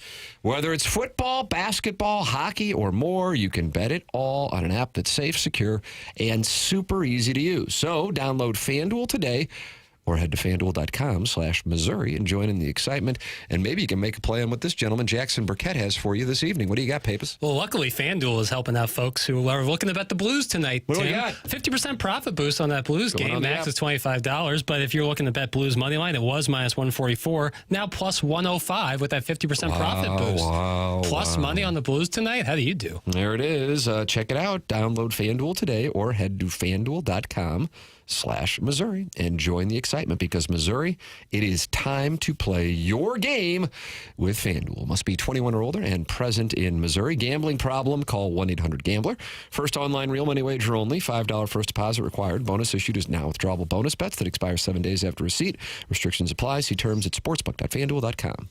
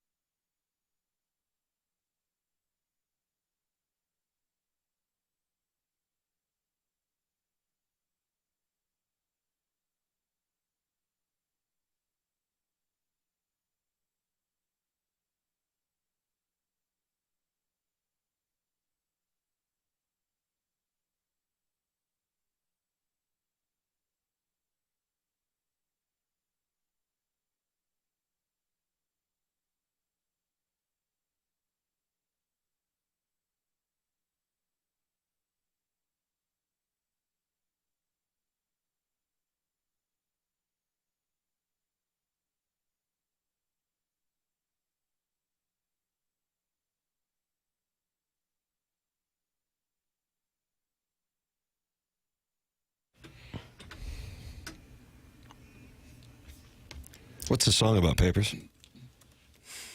You said it's the saddest song. So what's it about if it's so sad? It's the choices we've made. What a vapid answer. That was a bad answer. Not vapid at all.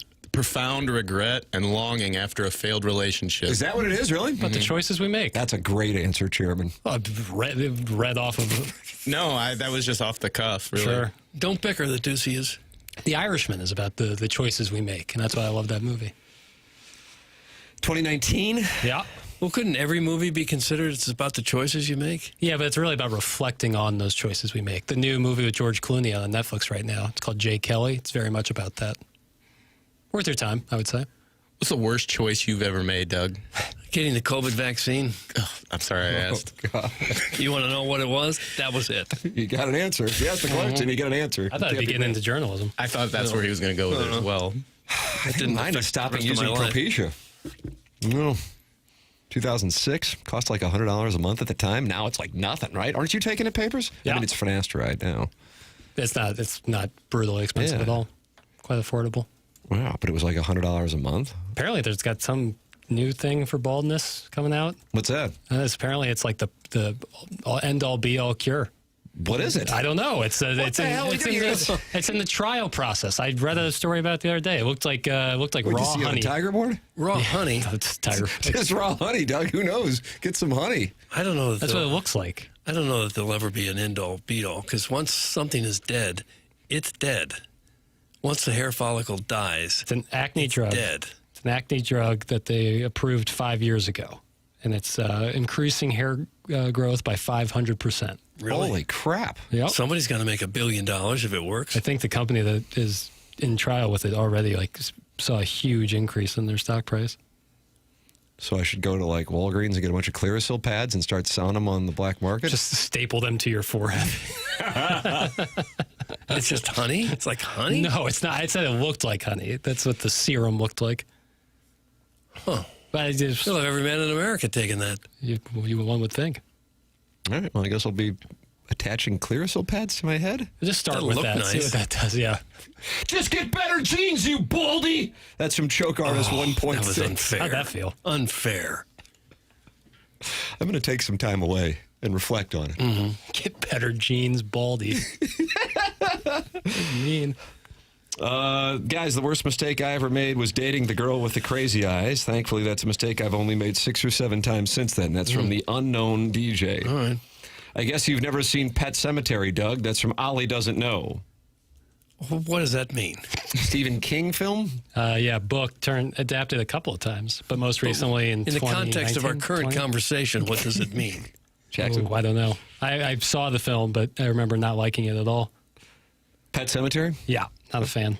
Certainly not my favorite Stephen King adaptation. Mm-hmm.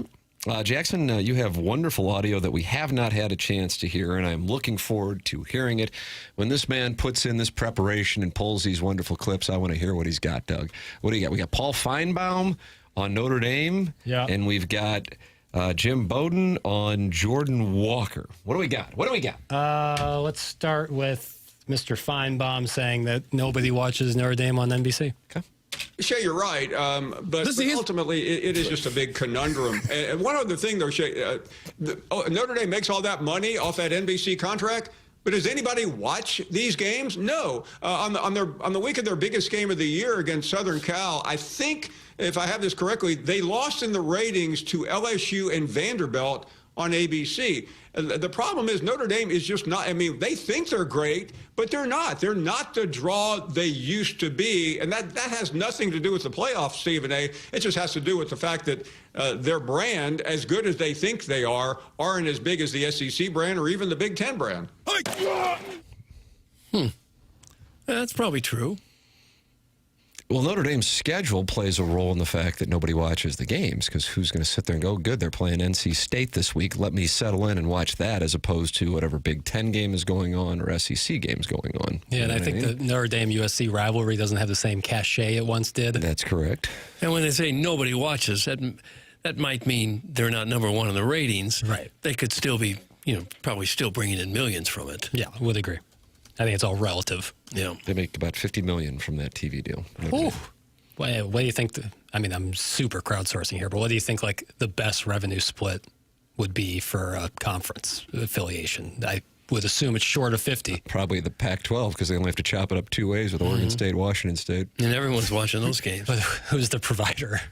Pocket tube? It's probably on the Live Golf channel. Yes, he does. Let's see. The recent reports and commentary, particularly from late 2025, suggesting Notre Dame's TV ratings on NBC have shown signs of decline or struggle against other top games.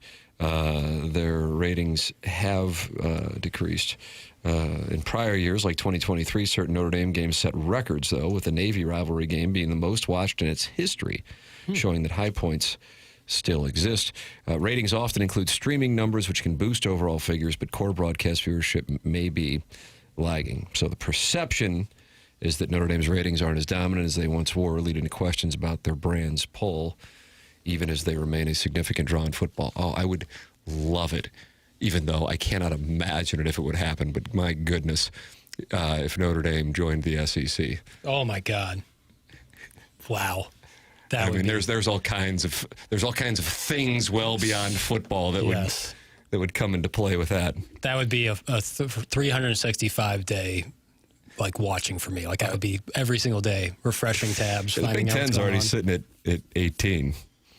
Bring Notre Dame on down to the SEC. Have fun. Why don't they knock out Rutgers, send him to the ACC or somewhere else, and put Notre Dame in the Big Ten? That school that invented college football. You're just going to disrespect them like that. Yes. Sorry to our friends. Thanks for the idea. Now scram. You don't need Rutgers in the Big Ten. Frances is going to be so pissed at you. I'm an ND hater, but I got to say that the SEC games have lead-ins all day. NBC does not. That's from Steven Time. It's making an observation that NBC just has the one-off. I don't buy any of it. I don't buy that at all.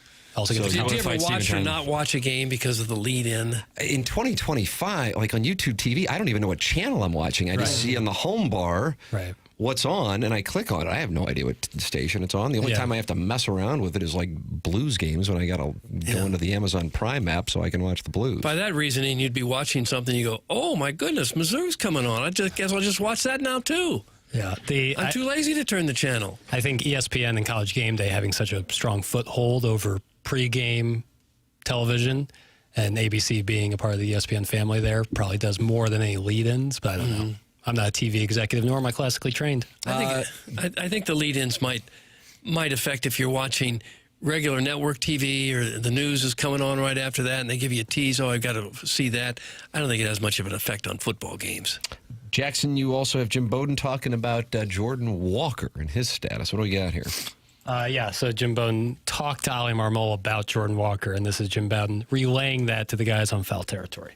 How on earth can you package Jordan Walker in anything? The guy, is there value for that? And the Royals, you have Chris Bubich is the one going back to the Cardinals in that trade.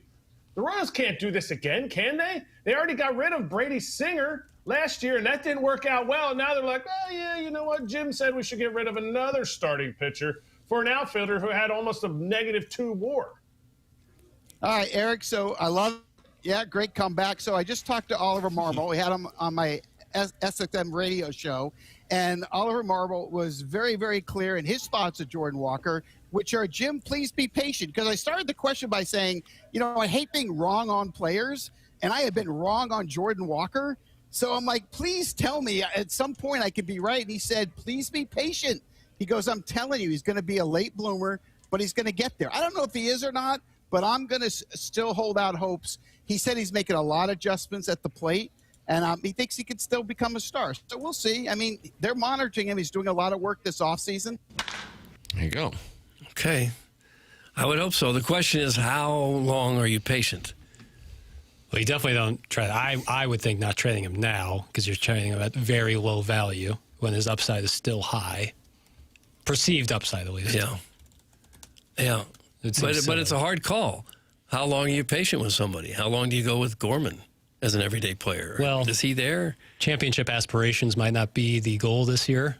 So I think this year is certainly, or the Run them out. See what happens. They've been running them out. We will have the Design Air Heating and Cooling email of the day coming up. Email in the morning after at InsideSTL.com. That is coming up. It's TMA 101 ESPN.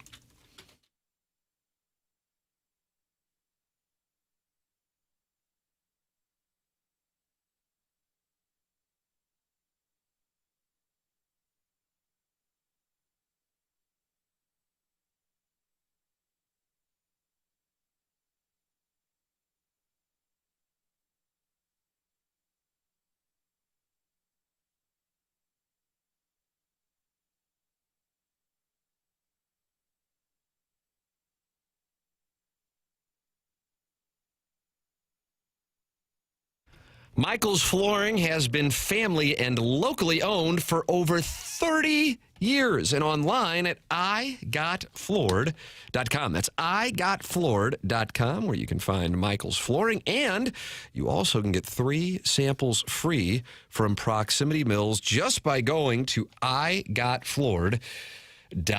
Michael's passion's flooring, so when you order from him, he wants you to have the best experience for the best price, and that's why he's making sure he gets the best installers and giving them $7 a square yard, which is incredible compensation in this industry. Just come in or talk to them, and you're going to see the difference. They want to make sure they suggest the best thing for you and not pushing what corporate's telling them they have too much of. There is a reason that Michael's Flooring has continued to grow through the 31 years. Employees love working for him as they feel like family, and he makes sure they are taken care of. And this then rubs off to the families buying the product as they know they have the best interests of the buyers. They have 3 locations in Creve Coeur, in Darden Prairie, and St. Peter's. Come see why people are loving it in Floored by Michael, and make sure you visit igotfloored.com.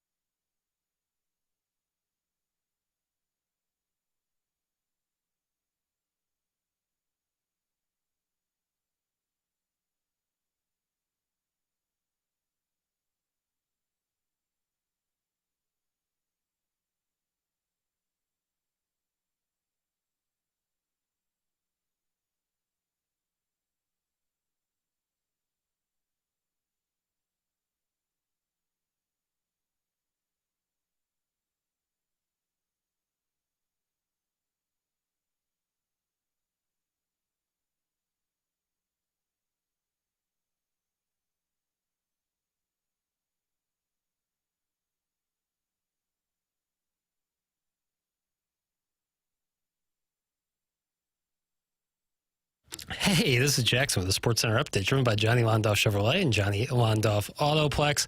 Blues back in action tonight, taking on the Boston Bruins. You can catch that game right here on your home of the Blues, 101 ESPN, pregame at 6, puck drop at 7. That was another Sports Center update, driven by Johnny Londoff Chevrolet and Johnny Londoff Autoplex. See them at londoff.com. Chevy, together we drive. Are you kidding me?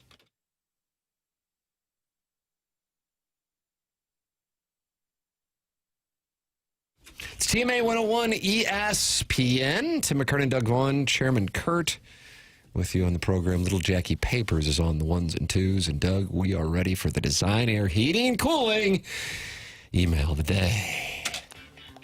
A lot like Papers show prep, this email has got nothing. What do you want from me? Comedy? Check. Early morning show references? Check. Unchecked desires for Sharon and Clayton? Check. Civil War references? Check. Ellen breaking down barriers? Double check. I'm checking boxes like Mizzou checks 7 8-win seasons. Cash money. Caller Adams' sweet melodic rendition of the greatest song 1994 was the icing on my TMA cake. He can show me the world anytime. Disney tunes on sports radio is a strong play, boys. Jackie, great music selections today. Keep bringing it. That's from Bro Fallon. Bro Fallon. Good morning. Here is my Mount Rushy of Elton John songs. Saturday Night's All Right for Fighting. The Bitch is Back, Jackrabbit, and Tiny Dancer. Thanks, that's from Hoosier Daddy. We didn't need to hear that. P.S. Doug, won't you be my Tiny Dancer? The Hoosier Daddy. The answer is no. Team Marv here at Marv's Podcast and Training Bra Emporium, coming to you live for a big announcement. Folks, brace yourselves. After 20 years of meticulous hype, cryptic hints, and a veil of secrecy so absolute it bordered on performance art, the moment has arrived. We are finally releasing the interview that has lived in whispered legend for 2 decades. A former Wet Seal assistant manager from 2003 and the backup goalie from the St. Louis Vipers preseason roster. And what waited for us inside this time capsule? No forgotten revelations, no St. Louis's most attractive people spoilers, no cultural tremors, just 2 very polite people recalling events no one has referenced since dial-up internet. Stay tuned, listeners. That's from Marv. Hashtag open to network. Doug, Marv is looking to network. Marv looking to network. Camera loves you. Not sun glare blinds the loyal fans. Shade defense is weak. Basketball insight, but you're dribbling with the glare. Tint the glass, MVP. Streaming in harsh light. Your hot takes now medium rare. Bench the windows, coach. Until next time, that's from the TMA Troubadour.